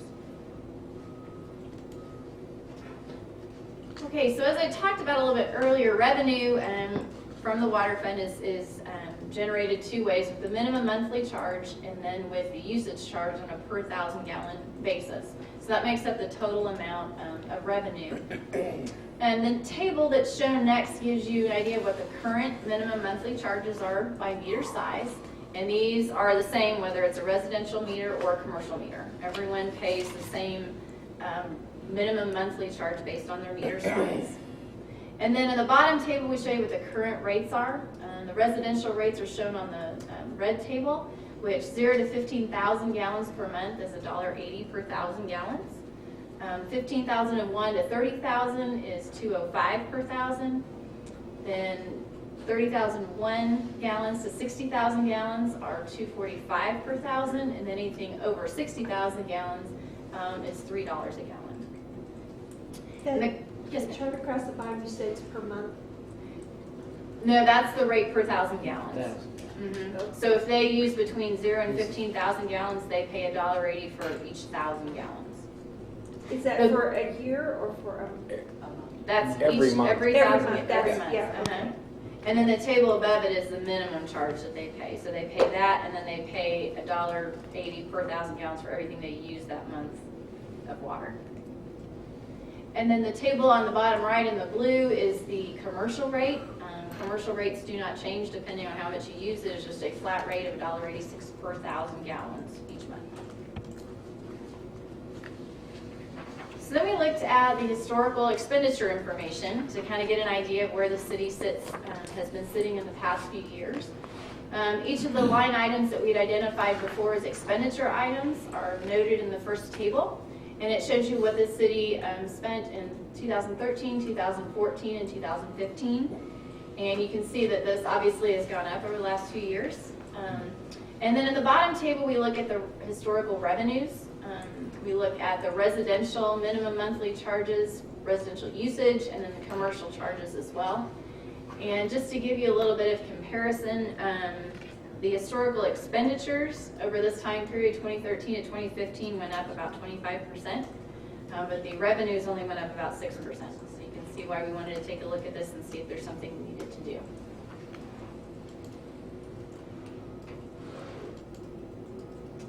Okay, so then we looked at what are the projected expenditures. And the values that we receive, or that we have in this table, is all information we received from the city from budgeting and planning purposes that they have already put together of what they are looking at for these budget times. So we've got all this listed in here, and you can see that we're up to a little over $6.2 million in 2021 for all of those expenditure items. And those do include, in addition to the previous items, they do also include those planned improvements that are already kind of on the books and need to be taken care of during this planning period. So in the bottom table shows you what the projected revenue is based on the current rate structure. And that's in the top line there, the projected revenues. And then the second line is the beginning balance. We assume that we're starting with a zero balance. We know that there's probably some money there, but we are assuming a zero balance. So basically what you can see is that with the current rate structure and the projected expenditures through 2021, you're going to lose money every year. And by the time we get to 2021, it would be about $4.7 million difference between your expenditures and the actual revenues based on the current rate structure. So since this is what we came up with and this is what we see, we looked at what are some different options for rates to try and address this concern. And so what we came up with, we did look at several different options, but what we came up with as the best option was to increase the monthly minimum charge. And this is to cover, like we said, the fixed annual expenditures that the city knows you're going to have, which includes the debt service, staff expenses, and the monthly fee that is paid to Wheatland Electric for the water treatment plant. And so on the far left, you see the present minimum monthly charge for each meter size. And then as we go forward to the right side, it shows you what that minimum monthly charge would be in each year. So like we said, the typical meter size for the residents, for residential customers is 3/4 inch or 1 inch. So we're going to focus on that 1 inch because that's what most of your residential customers, what they would see as a difference. You can see the base minimum monthly charge is currently $12.65. And this would go up just about $3 to $15.81 in 2017. And then we increase a little bit each year, and in 2021 it would be up to $23.10. And like I said, all the rest of them are listed there, but since the typical residential customers are the 1 inch, that's kind of what I'm going to focus on as we talk.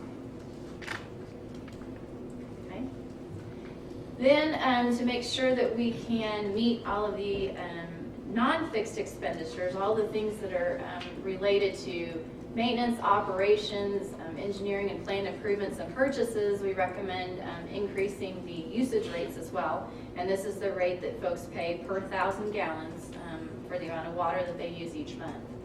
And again, we'll focus on this 0 to 15,000 gallons as first column, so because that's what most residential customers fall into that.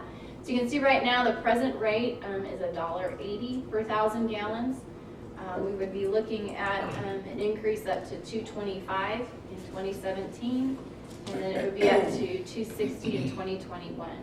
So the 2017 rate would be 45 cents difference per 1,000 gallons, and then by the time when we get to 2021, it would be $1.80. We also recommend increases for the commercial rates as well. So you can see on the right-hand side in the blue column, they're currently $1.86 per 1,000 gallons. This would go up to $2.23 in 2017, and then a recommended increase up to $2.69 when we get to 2019, and then you'll see that those rates stay the same from 19, 20, and 21 across the board. Okay, so now based on these rates, we'll look. Yes, sir. Question. Certainly. Is it normal to have residential rates and commercial rates about the same? I mean, what do you see in other cities? I mean, is that normal? Every city's a little bit different. You know, like for instance, you know, like the city of Wichita, their rates are very different structured. I live in the city of Wichita, and my rates are, I pay so much based on what I use in the wintertime.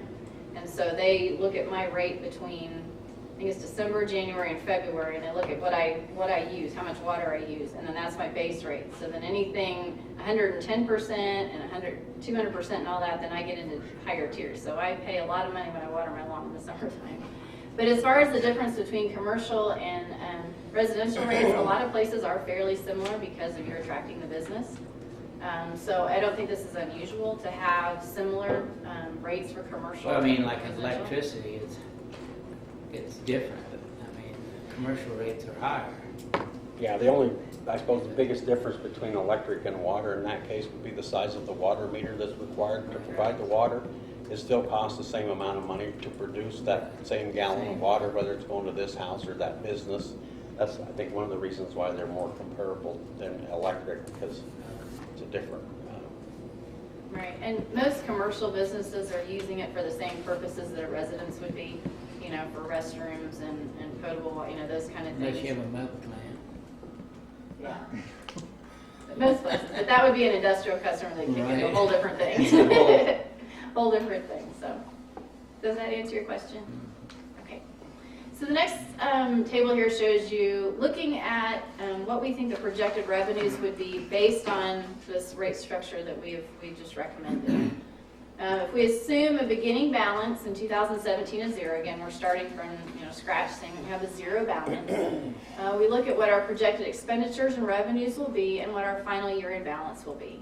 And we look at, we talked about having a minimum fund balance, something to try and get to for those kind of emergency situations, or to be able to plan for some of those future expenditures that are going to come down the line. So based on the rate structure that we had recommended in the report, you will have a year-end balance of just under $500,000 in 2017 as an estimate. And then by 2021, it'd be a little over $6 million. And it seems like a lot, but there are also some other pretty big projects that will be coming up in the water system, and this allows you to kind of put a cushion in there so that maybe you don't have to borrow all of that money, or like I said, when emergency situations come up, because unfortunately they always do, and those aren't necessarily planned expenses, that you've got some money available to be able to address those problems or those situations as they come up.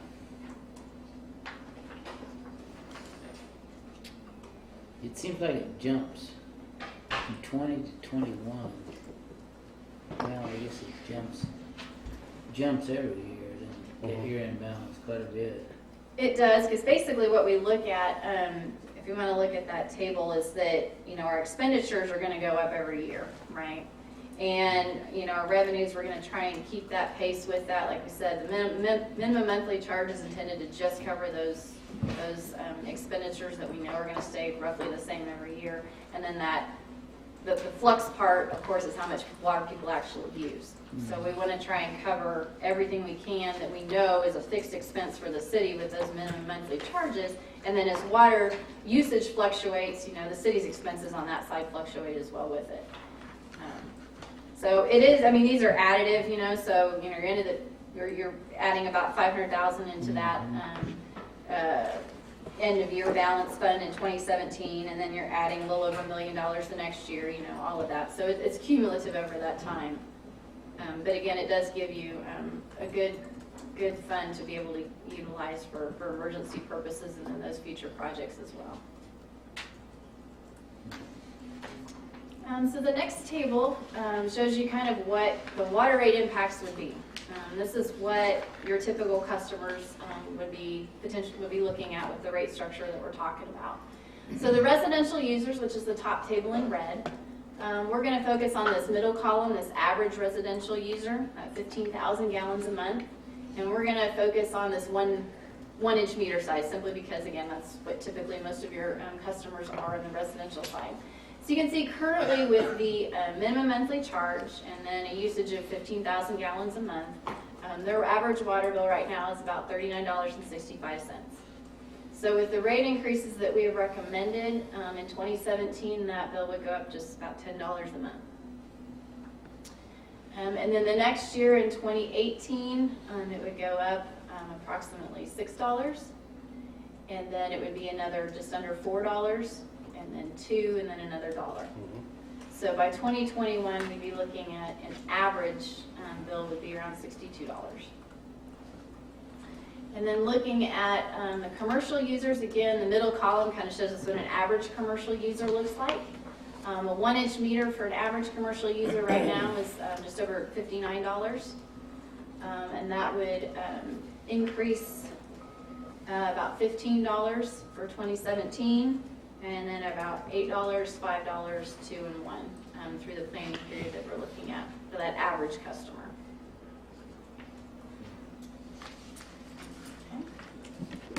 And now I'm sure there's questions, so that's my answer.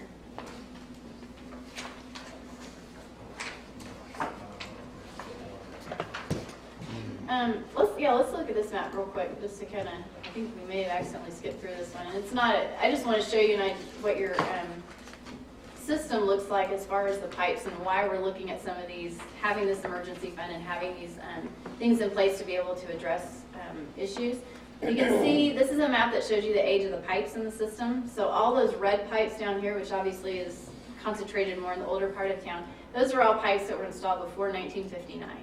And then as we move out towards the city, obviously they get newer, but we still have the orange is the 60s, the yellow is the 70s, and then we get into the 80s, 90s, and then the darker blue is the after. And you can see some of the lines that have been replaced in the older part of town in the last few years. But this gives you an idea of why it's important for us to, for you guys to go ahead and have a balance ready to go. Because unfortunately these things happen with these lines, but we want to be able to make sure that there's an emergency balance there, but then again, like I said, planned improvement projects already in place to address some of these known concerns in the system and address several of the things that we had mentioned in the water master plan as things that need to be looked at over the next several years. Any questions? And really starting at 59, that's leaving a lot of years on the table for some of those water lines, I would bet. Huh? It certainly is, and that's exactly what we're running into with some of the slides that Fred had showed earlier. We're trying to make an attempt to clean those lines and get more useful life out of it. We don't know till we get in there, but what we're finding is going to have some that aren't going to be saved. Exactly. And then just as a quick note, when we replaced this water line on Inge Avenue a few years ago, this blue line right here, we just put that in and we replaced that whole thing.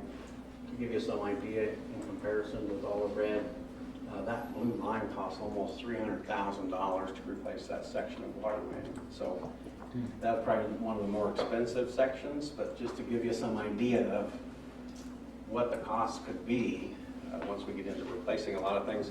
And then on the $6 million reserves, also in the master plan, we call for additional water storage sometime in the 21, 22, 23 time frame.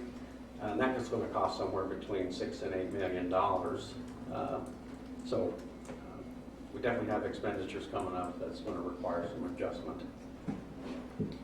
What about Chapel Heights? Is that we don't need any additional storage for that? No, we're good there. Plenty of pressure. Actually, part of what the master plan called for, though, is somewhere in this general vicinity. This is where that new an additional tower would go, some sort of storage. Right. As we move forward with the discussions with K-State and others, we certainly would be looking at possible use of some of that land for an additional tank. We don't need it now for fire protection for Chapel Heights. There's adequate supply for that. But sometime in the future, if we can continue to extend things out to different areas, we're going to run into that. But any other questions for Sarah? Okay, I don't know if Constance, did you want to say anything? Okay. What we plan to do is, if it's okay with the commission, we're going to take the information that's been provided us. We'll bring to you in the next meeting some options to consider, considering this proposed rate adjustment. You'll see in a few minutes we've included some of this in the water wastewater 2017 budget request. So just to kind of give you a heads up there. I think this is a really good plan. One thing I'd like for us to consider though is that I don't know if we can make some adjustments as far as the base rate, making it a little bit less and adding more for per gallon usage for people that struggle financially. Because they tend not to be the ones who are watering their yards, excessively, and it does put a bigger burden on them with the base charge. What we'll do is when we bring that information to you, you'll have obviously the luxury to move from different, whether you want the base charge or the gallons, per 1,000 gallon charge. What we did in this case is try to use all of our fixed costs and say this is how much we're going to need to continue, whether everybody quit watering or not, we still need this X amount. We certainly will. The thing about water is it's a pretty different utility to operate. And we love it to rain, but guess what happens when it rains? The old revenue spigot shuts off at the water department, and plus it's just there's just so many different things going on, and there's I don't know of any fund that shouldn't have some reserve, and should obviously we'd have to raise funds just to make zero, or raise just to make zero. So unfortunately the cost of providing good quality water, both pressure and supply, quality and supply, is on the rise, and everybody likes for that tap to come on. Okay. All right, thank you. Thank you. Thank you. Item 12K is a review of the enterprise and support funds. And I'll invite Melinda to come up and walk you through the electric capital reserve, the electric utility, the utility deposit, the water and wastewater utility, wastewater repair and replacement fund, and the water maintenance reserve. Okay, so we're under the tab for May 17th in your book.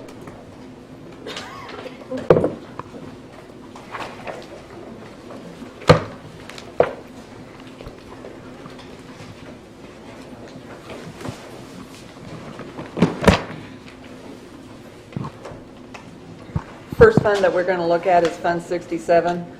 This is a fund that we set up in 2014, and it's the capital reserve account. We're putting into that account $750,000 every year from the electric fund to build up this reserve account. It is our JEC reserve account. So whenever anything starts happening to that plant out there, we're going to have funds available for any sort of repairs that would need to be done. We started this year with $1.5 million. We're putting in another $750,000 this year, $750,000 next year. So we should have a balance at the end of 2017 of $3 million. Melinda and Mike, when we talked about establishing that fund, what was our target balance? The equipment itself costs $40 million. 42 million is what it was when we purchased it. So our target's a 42 million reserve? No.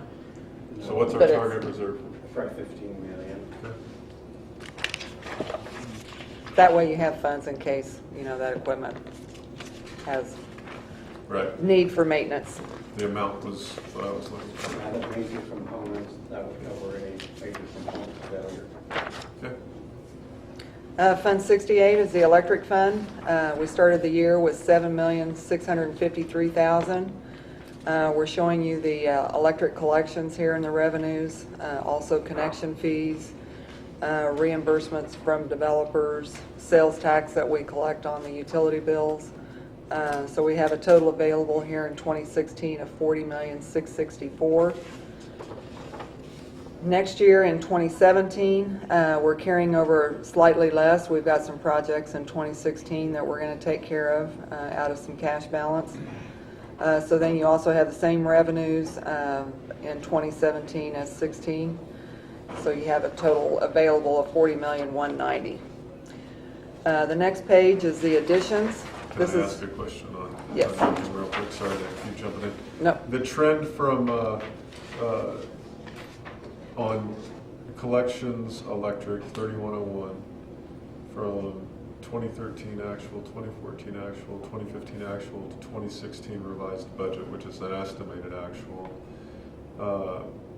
Looking at those four numbers and the trend growth, that that's a period of time where our rates remained stable.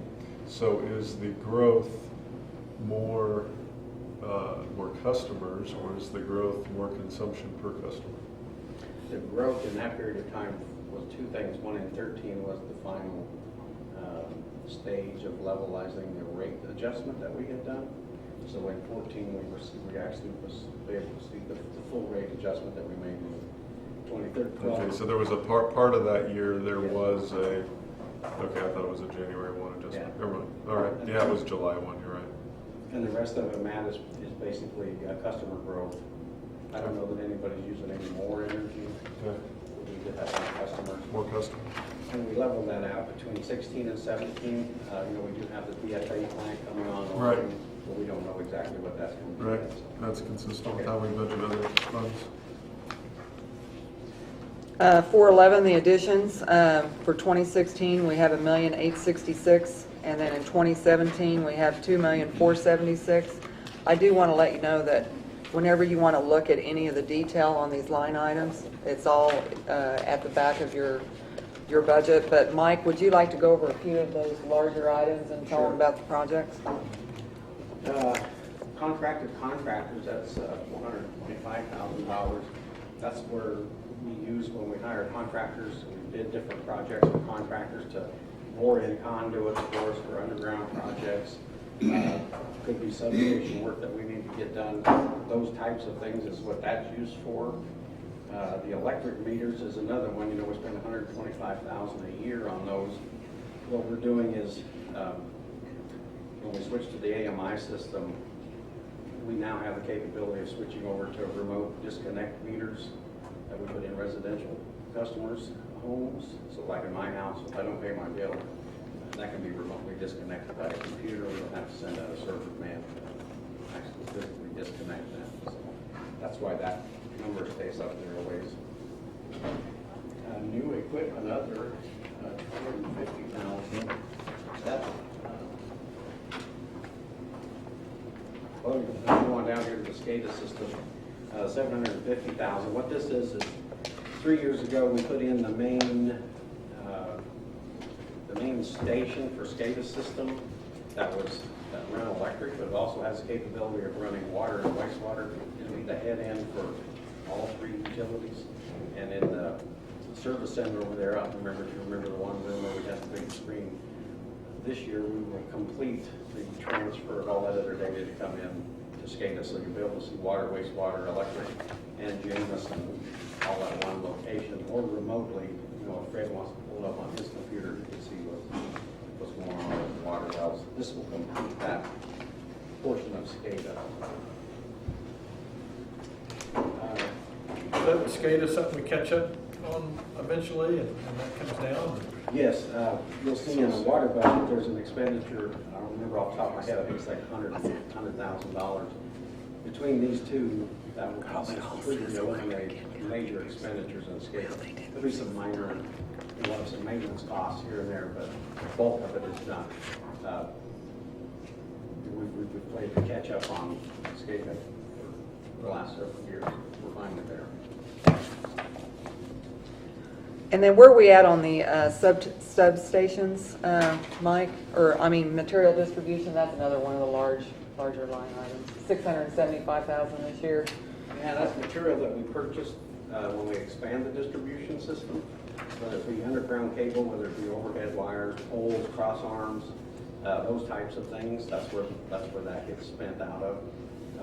New subdivision developments, meter pedestals, those types of things. But don't you get reimbursed for that? We get reimbursed for some of it. If it's all residential development, we do not. As long as they're within 1/8 of a mile from the current distribution system, all of the residential stuff is put in free of charge. There's no charge to the developer for that. Which the intent, I think, of previous commissions were to help spur residential development. At some point in time, I think in the near future, 2 or 3 years, I should have to readdress that. Plus it would encourage infill maybe more than stepping out there. Right. Exactly. Yeah.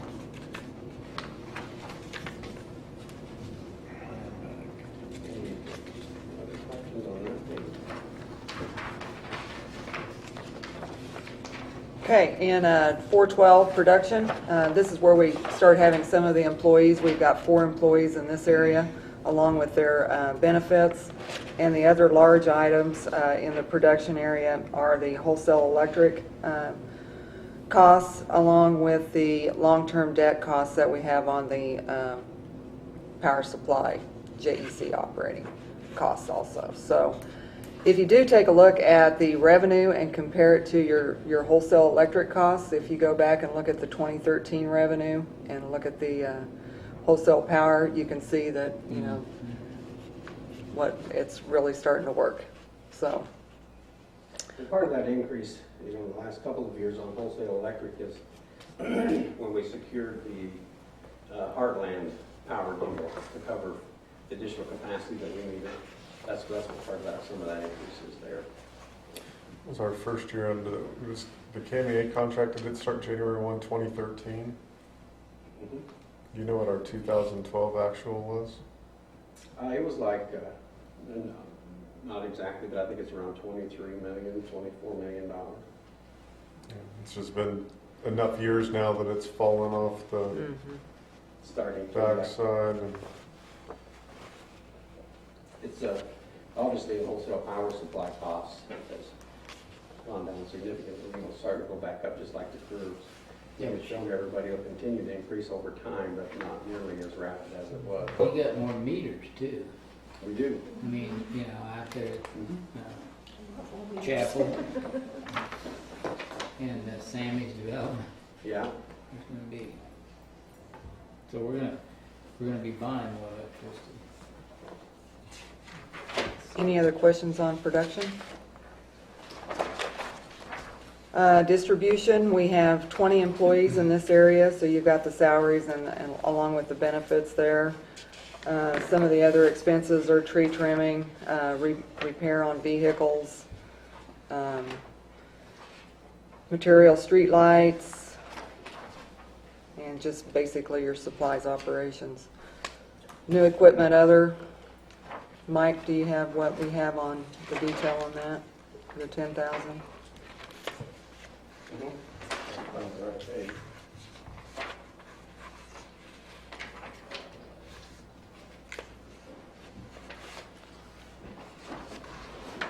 Do you remember off the top of your head while I'm looking at the right page? It's trenchers, pulling equipment, radios. It's a lot of small equipment. I was thinking There. of the truck. We have some truck replacements coming up in a bit. So the 2016 budget total there of $2,302,500, and 2017 is $2,273,750. The next area is commercial, 414. Total for 2016 is $2,420,750, and then we're looking at $2,416,750 for that in 2017. This is a lot of your insurance. It's getting the bills out to the customers. It's part of our city audit expense. Janitorial service for the building out there. We have the transfer office salaries, 7042. That amount actually transfers directly into the general fund for support for the administrative services there. The sundry, 415. Total amount here is $3,967,446 for 16 and $3,998,538 for 2017. The big items in here, we do have some consultant and engineering fees that we budget for in here, along with legal services. The sales tax is paid to the state out of this area of the fund. And then the transfer other funds, that's what we actually consider as a 5% franchise fee that any utility would be paying to the general fund, so that money goes into general fund revenues. Then we have the transfer to the reserve account of $750,000. The debt service in the electric, it took on a new lease payment this year with Siemens. That payment this year to Siemens is $472,000 and $396,000 in 2017. What's that? That is your energy efficiency. Upgrade, we did all the street lights in town, changed them to LED lighting, did the upgrades to several of the city buildings, made them more energy efficient. That had I believe that was a 9-year payback on that term. Savings, the money we're saving actually pays that debt service. That was part of Siemens guarantee. Yeah. And the other debt is for the AMI system and some capital improvements that we did in 2013. So as far as what we're ending the year with in 2017, we're projecting that it's going to be $5.5 million. This fund is looking a lot better than it has in the last few years. So. And that's on top of establishing a better, healthier reserve and a new reserve. And an actual rate reduction in the residential side. Yeah, and a rate reduction. Any other questions on that part of the electric? Fund 69, the utility deposit, we carried over $503,000 in 2016 into that fund. We have deposits that we receive, and then we have refunds to customers. This money is maintained. It's not to be used for anything other than utility deposits. So right now our utility deposits are $200 for electric and $25 for water. And if they have a letter of credit, we don't charge them anything for the deposit. Do we, and we never return that? We do. After 1 year, if they've paid on time for 12 months, then they get that as a credit on their utility bill. Water and sewer, 2016, we started out the year with $2,807,780. This fund, is both the water and sewer funds. So you do have the revenue from the sewer, water. We also have county sewer fees that we have here, $112,000 on that.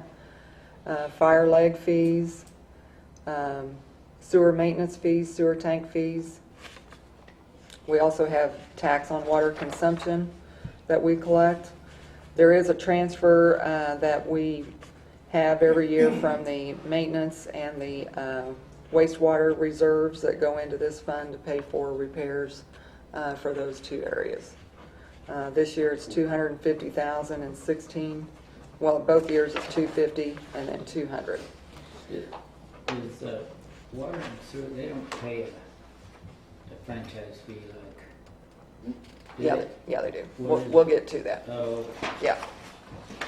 You might note too on the revenue side, Melinda, we did include funding that we believe, if you don't approve some sort of rate additions or modifications, we'll have to change some of these numbers because we did include revenue in this budget, and you'll see at the end that's why we did it. Otherwise, we'd have a negative balance.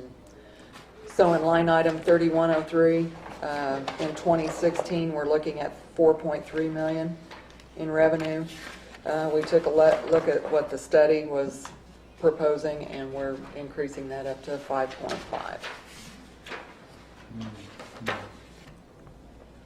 But that'll be determined by what you decide to do on rates in the next couple of meetings. In the additions, we have $1,952,500 in 2016, and it drops clear down to $483,000 in 2017. If you'll look at line item 6040.05, the request was for $1.45 million for main repairs, materials for mains. We had to pull that out until we can get our rates adjusted to where we need them. We can still do those projects, but we'll probably have to do them in a temporary note and then pay for them 2 years down the road.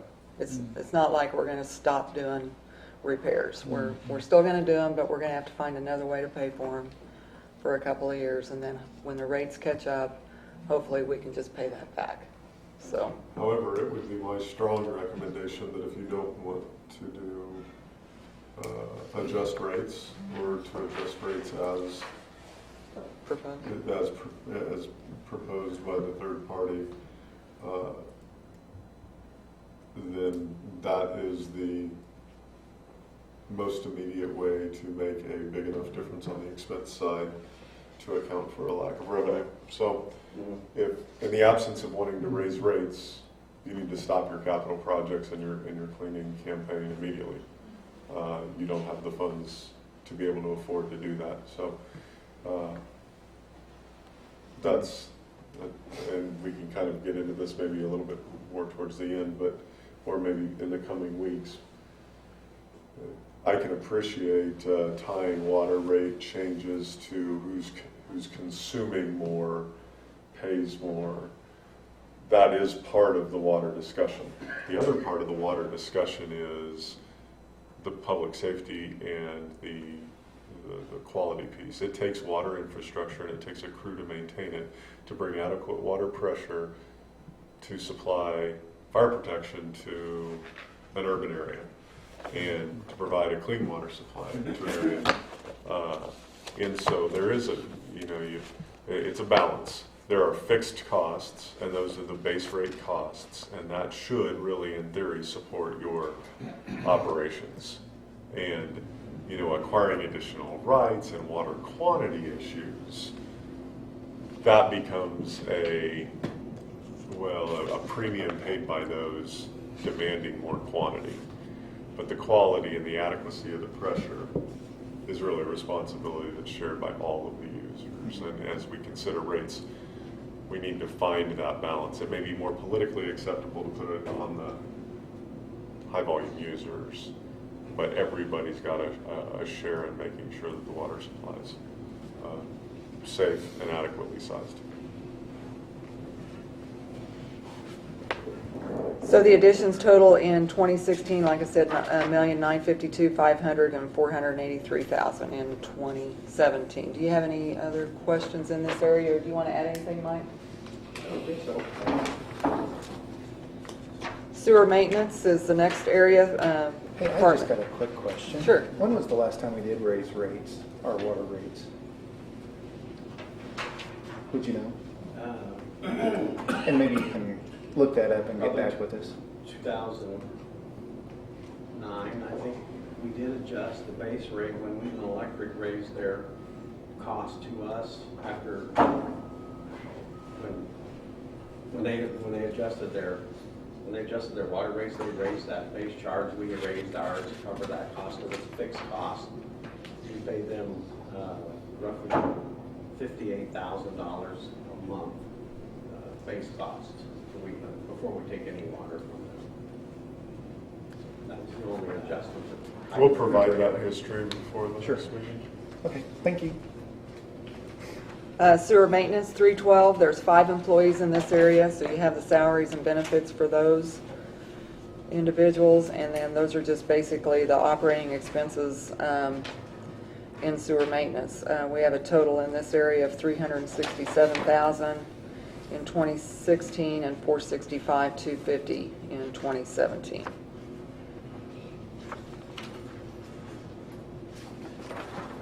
You have anything you want to add there, Mike?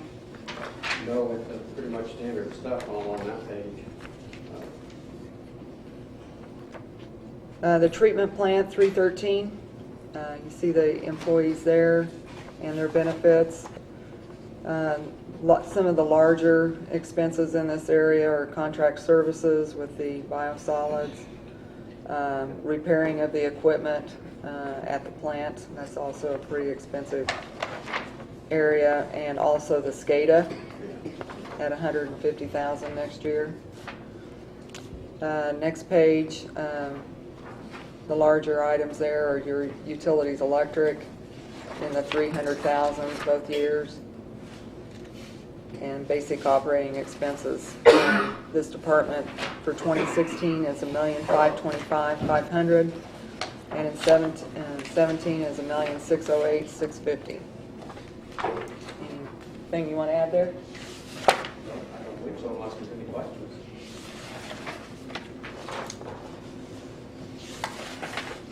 In production, 314, we have 5 employees there and their benefits. The largest item here is the purchased water that we have from Wheatland. $1,603,000 in 2016 and $1,007,000 in 17. We have repair material, that's one of the larger items in production.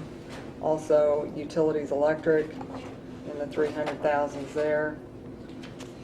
And next page, just basic operating expenses. So the total for production in water is $2,511,516 and $2,602,217.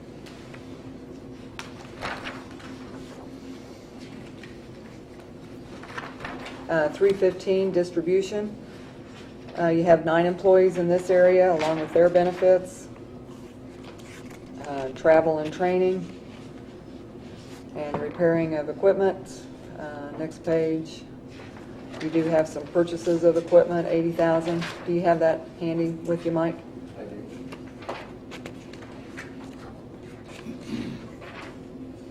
The $80,000 is to request to purchase a small dump truck. We have, what we have is we utilize Public Works as tandem axle dump trucks sometimes for our main breaks when we have to dig out, but clean the street, but they're too large to manipulate in some of the streets that we have, so we're requesting to get a smaller one. And then we'll work with Sam in Public Works too. It may be too small to fit with have a purchase with a plow, possibly if he could use it in the winter should he need it. We'll work with them just like we did on the last one. If it works for them, that's great. So the total for 2016 is $939,900 and 2017 is $956,250. Commercial 316.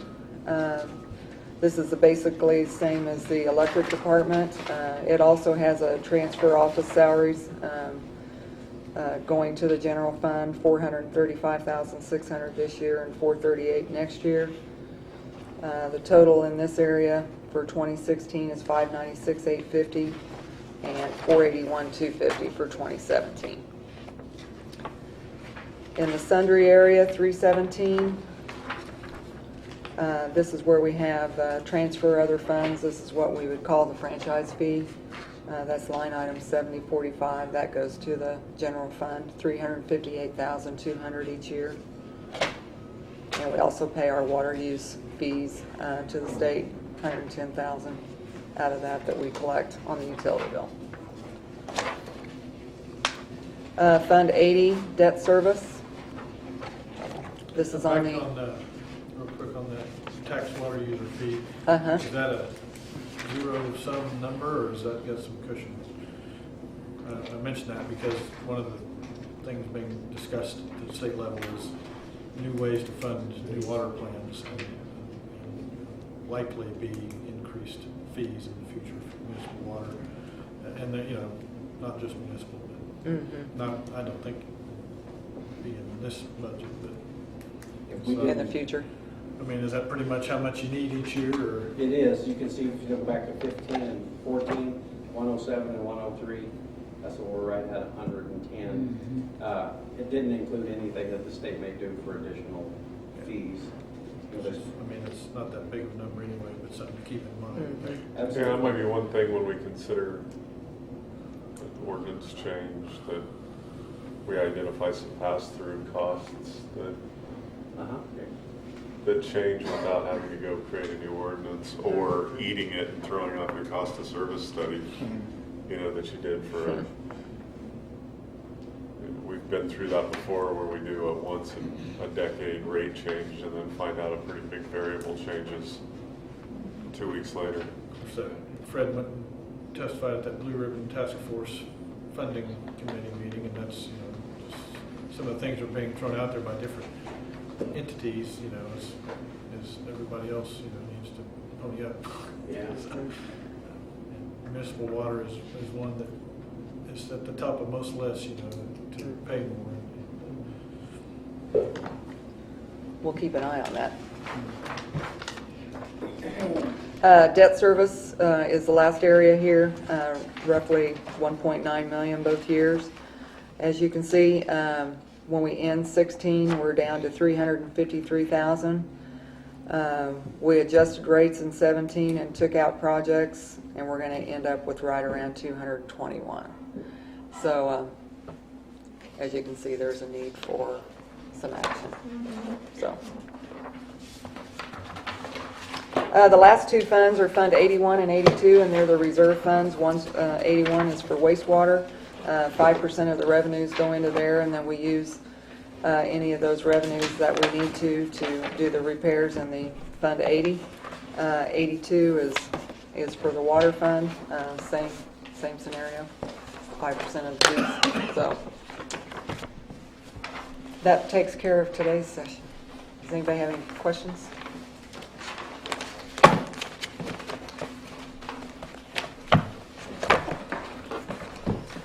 I'm here to note that there was no, we didn't increase any new positions in either water, wastewater, or electric in 2016 or the proposed 2017.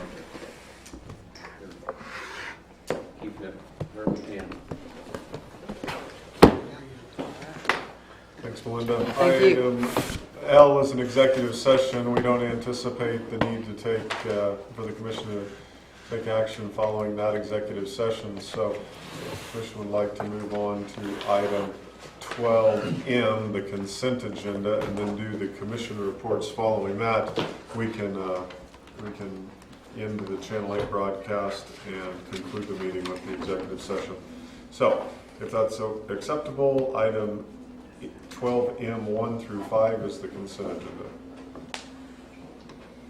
Commissioner Fankhauser, I think, wishes to pull off item 2. Okay, so if you would approve the consent agenda, it'd be item M1 and item 3, 4, and 5. And so I would move to approve item consent agenda M1, 3, 4, and 5. I'll second.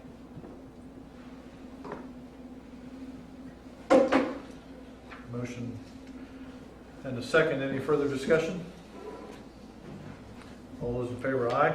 Aye. Opposed? Okay. Item M2, let me get to I'll read the item and we can go through it as we would any other item. The governing body's asked to consider and approve a contract to provide engineering services for the city. I'll turn this over to Caleb with a little background. Okay. What we have is we went out for qualifications, and with the soliciting with those for qualification and experience for engineering consultants, and as outlined in the staff report, we outlined what we were looking for to provide those engineering plan review, inspections, consultation, and project design for the city. Subject to local, state, and federal funding, and projects would include design of new buildings and renovations, project management, design review, inspections, construction of streets, bridges, sidewalks, parking lots, curb gutter, stormwater, along with electric, water production and distribution, and sanitary sewer collection and treatment facilities. Design review, inspections, and construction of specialized projects, including surveys and plats, preparation and review of special studies, traffic, street, water, sewer, electric, stormwater, floodplain, etc., and may be required to attend and represent the city at scheduled and unscheduled formal and informal meetings. The city received 4 statements of qualifications from following engineering firms: Wilson & Company, PBC, Earls Engineering and Inspections, and H.W. Lochner Incorporated. A committee of city staff and commissioners, including Janet Dahl, reviewed the engineering firm's qualifications and experience. The committee made their recommendation, and staff selected Wilson & Company, engineers and architects. Staff has worked out the attached contract that has been reviewed by the city attorney, and they will provide services as outlined above in the contract. And the city will pay a retainer fee, and task or project orders will be created for each project. All engineering projects over $50,000 would follow city purchasing and contracting policy for securing professional services and contracts. Alternatives are to approve the contract with initial task order with Wilson's and Company Incorporated, or do not approve the contract initial task order with Wilson and Company. Staff recommendation is alternative number 1. And the fiscal note that goes along with this is the estimated annual retainer fee is $122,976, and the Neighborhood Development Services Department will include a budget of $250,000 for tasks associated with engineering services. These expenses will be offset by the expenses that were budgeted from the engineering department's budget. All major projects requiring engineering services will be budgeted out of each department's individual budgets. And I can answer any other questions you might have. I guess my question is, hiring an engineer that's 200 miles away, Actually, come out here and review, how are you going to do that? Part of the contract is that they will be here 2 days a week. But you got to pay them mileage to and from. Part of the retainer fee is included in that 2 days per week that they're coming here. And they do have one of their engineers is out of Hanston. And so that'd be a little better. So yes. Yeah, it just seemed like there's a lot of engineers between Salina and Garden City. Yeah, the 4 is what we received when we sent out requests for qualifications and interest. And they were the least expensive. They were selected based on, it was a request for qualifications, so they were selected based on our preferred engineer, and then we negotiated an agreement with our preferred choice.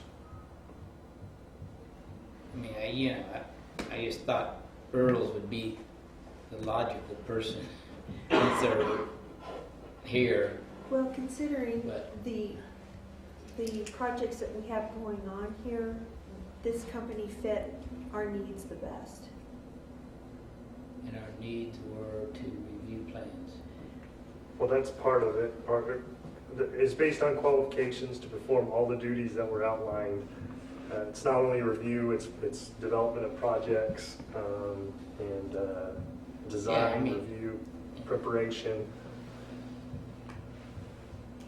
The committee that met was a representation of the governing body, different departments, and we had 4 qualified applicants that we interviewed.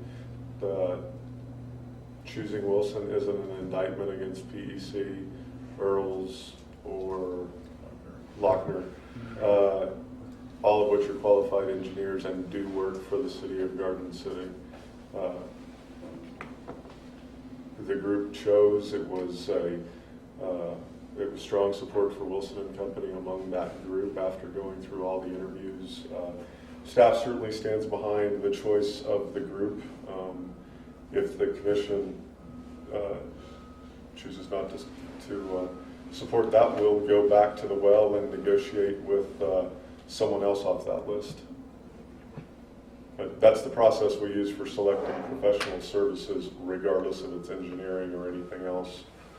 And yeah, my question is just the distance. Their main office is in Salina. Technology today, you can do a lot of stuff through. Yeah. Well, but they're coming out here. Yeah. Well, yeah, right. They are. And that's that was my question. But we had a budget of engineering budget before, and so we have an engineering budget now. And it's just a little bit different way to provide the service at this point in time. And I think another thing about Wilson, even from way back, is they're one of the things they're really strong at is stormwater and that kind of thing, and that's going to be a big need moving forward for us. And that's one of that's something they've been helping the city with for 15 plus years probably, and they excel at that, is my understanding. So it's going to be one of our major issues as we develop. Yeah, where we're going to put this retaining water. This ditch is filling up. The drainage ditch. Good. Okay, well that was all. I make a motion that we approve the contract to provide engineering services for the city as recommended. I'll second. I have a motion and a second. Is there any further discussion? All those in favor, aye? Aye. Opposed? Very good. Good discussion. I think we're ready for commissioner reports. Mr. Pinkett? So,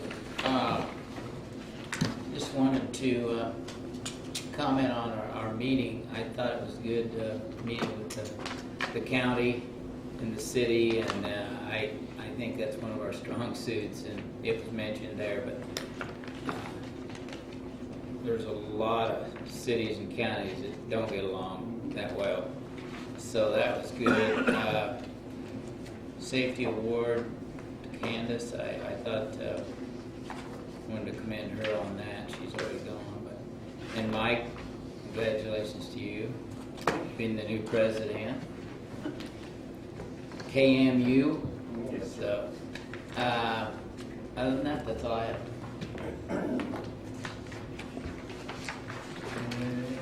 Commissioner Sessions? Kind of ditto what Commissioner Fankhauser on the safety award, and Mike Muirhead on getting the 2016-17 President Award. And the pre-meeting was always good to sit down with the county and discuss kind of where they're going and where we're going, so we can kind of match up kind of ideas, and it's good to communicate with our county leaders as well. Just wanted to mention that the last day of school is this Thursday for Garden City Public Schools. First day of school is August 11th. That was a real killjoy thing to do. You're welcome. Just leave it at the last day of school for now. Maybe right. Maybe. Okay. Well, maybe. You don't have any money. We'll see what July 1 brings. We'll see what the Supreme Court has to say on that in the state legislature. But. Commissioner Dale? Okay, I want to ditto on Mike and his award, and Candace and her safety award and training. And I think the training is kind of the key there. I think that not only can you can practice safety every day, but to know what to do when the event occurred. And apparently she's had the training with fire extinguishers over at the fire department and had an idea of what to do and how to respond. And her actions by making sure she was contacting people before she got so involved in something probably prevented that from getting any worse. So she did a great job there. And I thought it was a pleasure to have a combined meeting today with the Finney County and the Holcomb. I think since we've had the new, recently in the new elections and the new board members on the county, I really feel even a lot more response in trying to work together and come to a mutual agreement. So I really think that it's opened the doors for some future things and we're working together. Thank you. Commissioner Dole? Same thoughts regarding Candace Bronner and Mike Muirhead in our meeting with the county. I just want to remind everybody that this Saturday is the legislative coffee at St. Catherine's at 10 o'clock. That's it. Yes. Would you like another minute?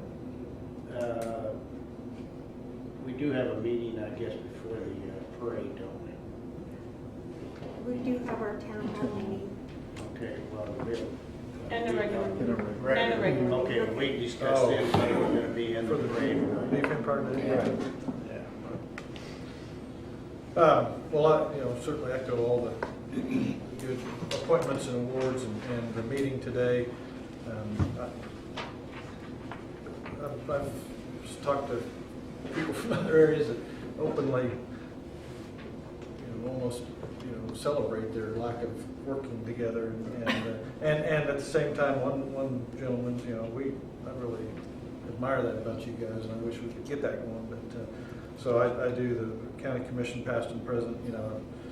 Very much learned from them and been guided by them on occasion, and so I appreciate the fact that we can, even though we're not seeing quite eye to eye on some things, always we're going to work it out. We're going to find the best solution for everybody moving forward, and we have to do. So I also noticed a notice or email or something, I forget how I received from the police department that Click It or Ticket is coming up. So, please don't wait till then to start, and just, the seat belts are pretty important, and I would encourage everybody to do that. And then if you do end up in a check lane, then you just get to have a nice conversation with a nice officer. So that's all I have. So I would entertain a motion to go into executive session. Yes, why don't you take, if okay, take about a 5-minute break. Let's say 3:45, we can go into executive session. Is that okay? Okay, for 20 minutes. And we'll be including Mr. Allen, Mr. Muirhead, Greg Ottinger, the Energy Council for the city, and John Krowski, the Energy Consultant for the city. And I assume they'll be on by phone? By phone. It's 20 minutes long enough. What do we make it about? 30. 30, okay, just 30 minutes. Starting at 3:45, is that sufficient? Yeah, that's good. Okay. Do we just come back and make that motion then, or do it now? You can. Let's go you ahead and can do it it for now. the time for the 3:45.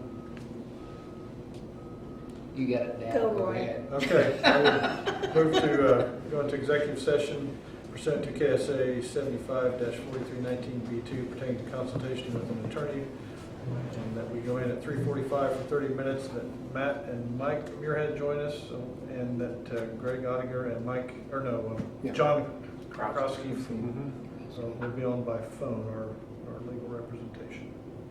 Second. Motion second. Any further discussion? Those in favor, aye? Aye.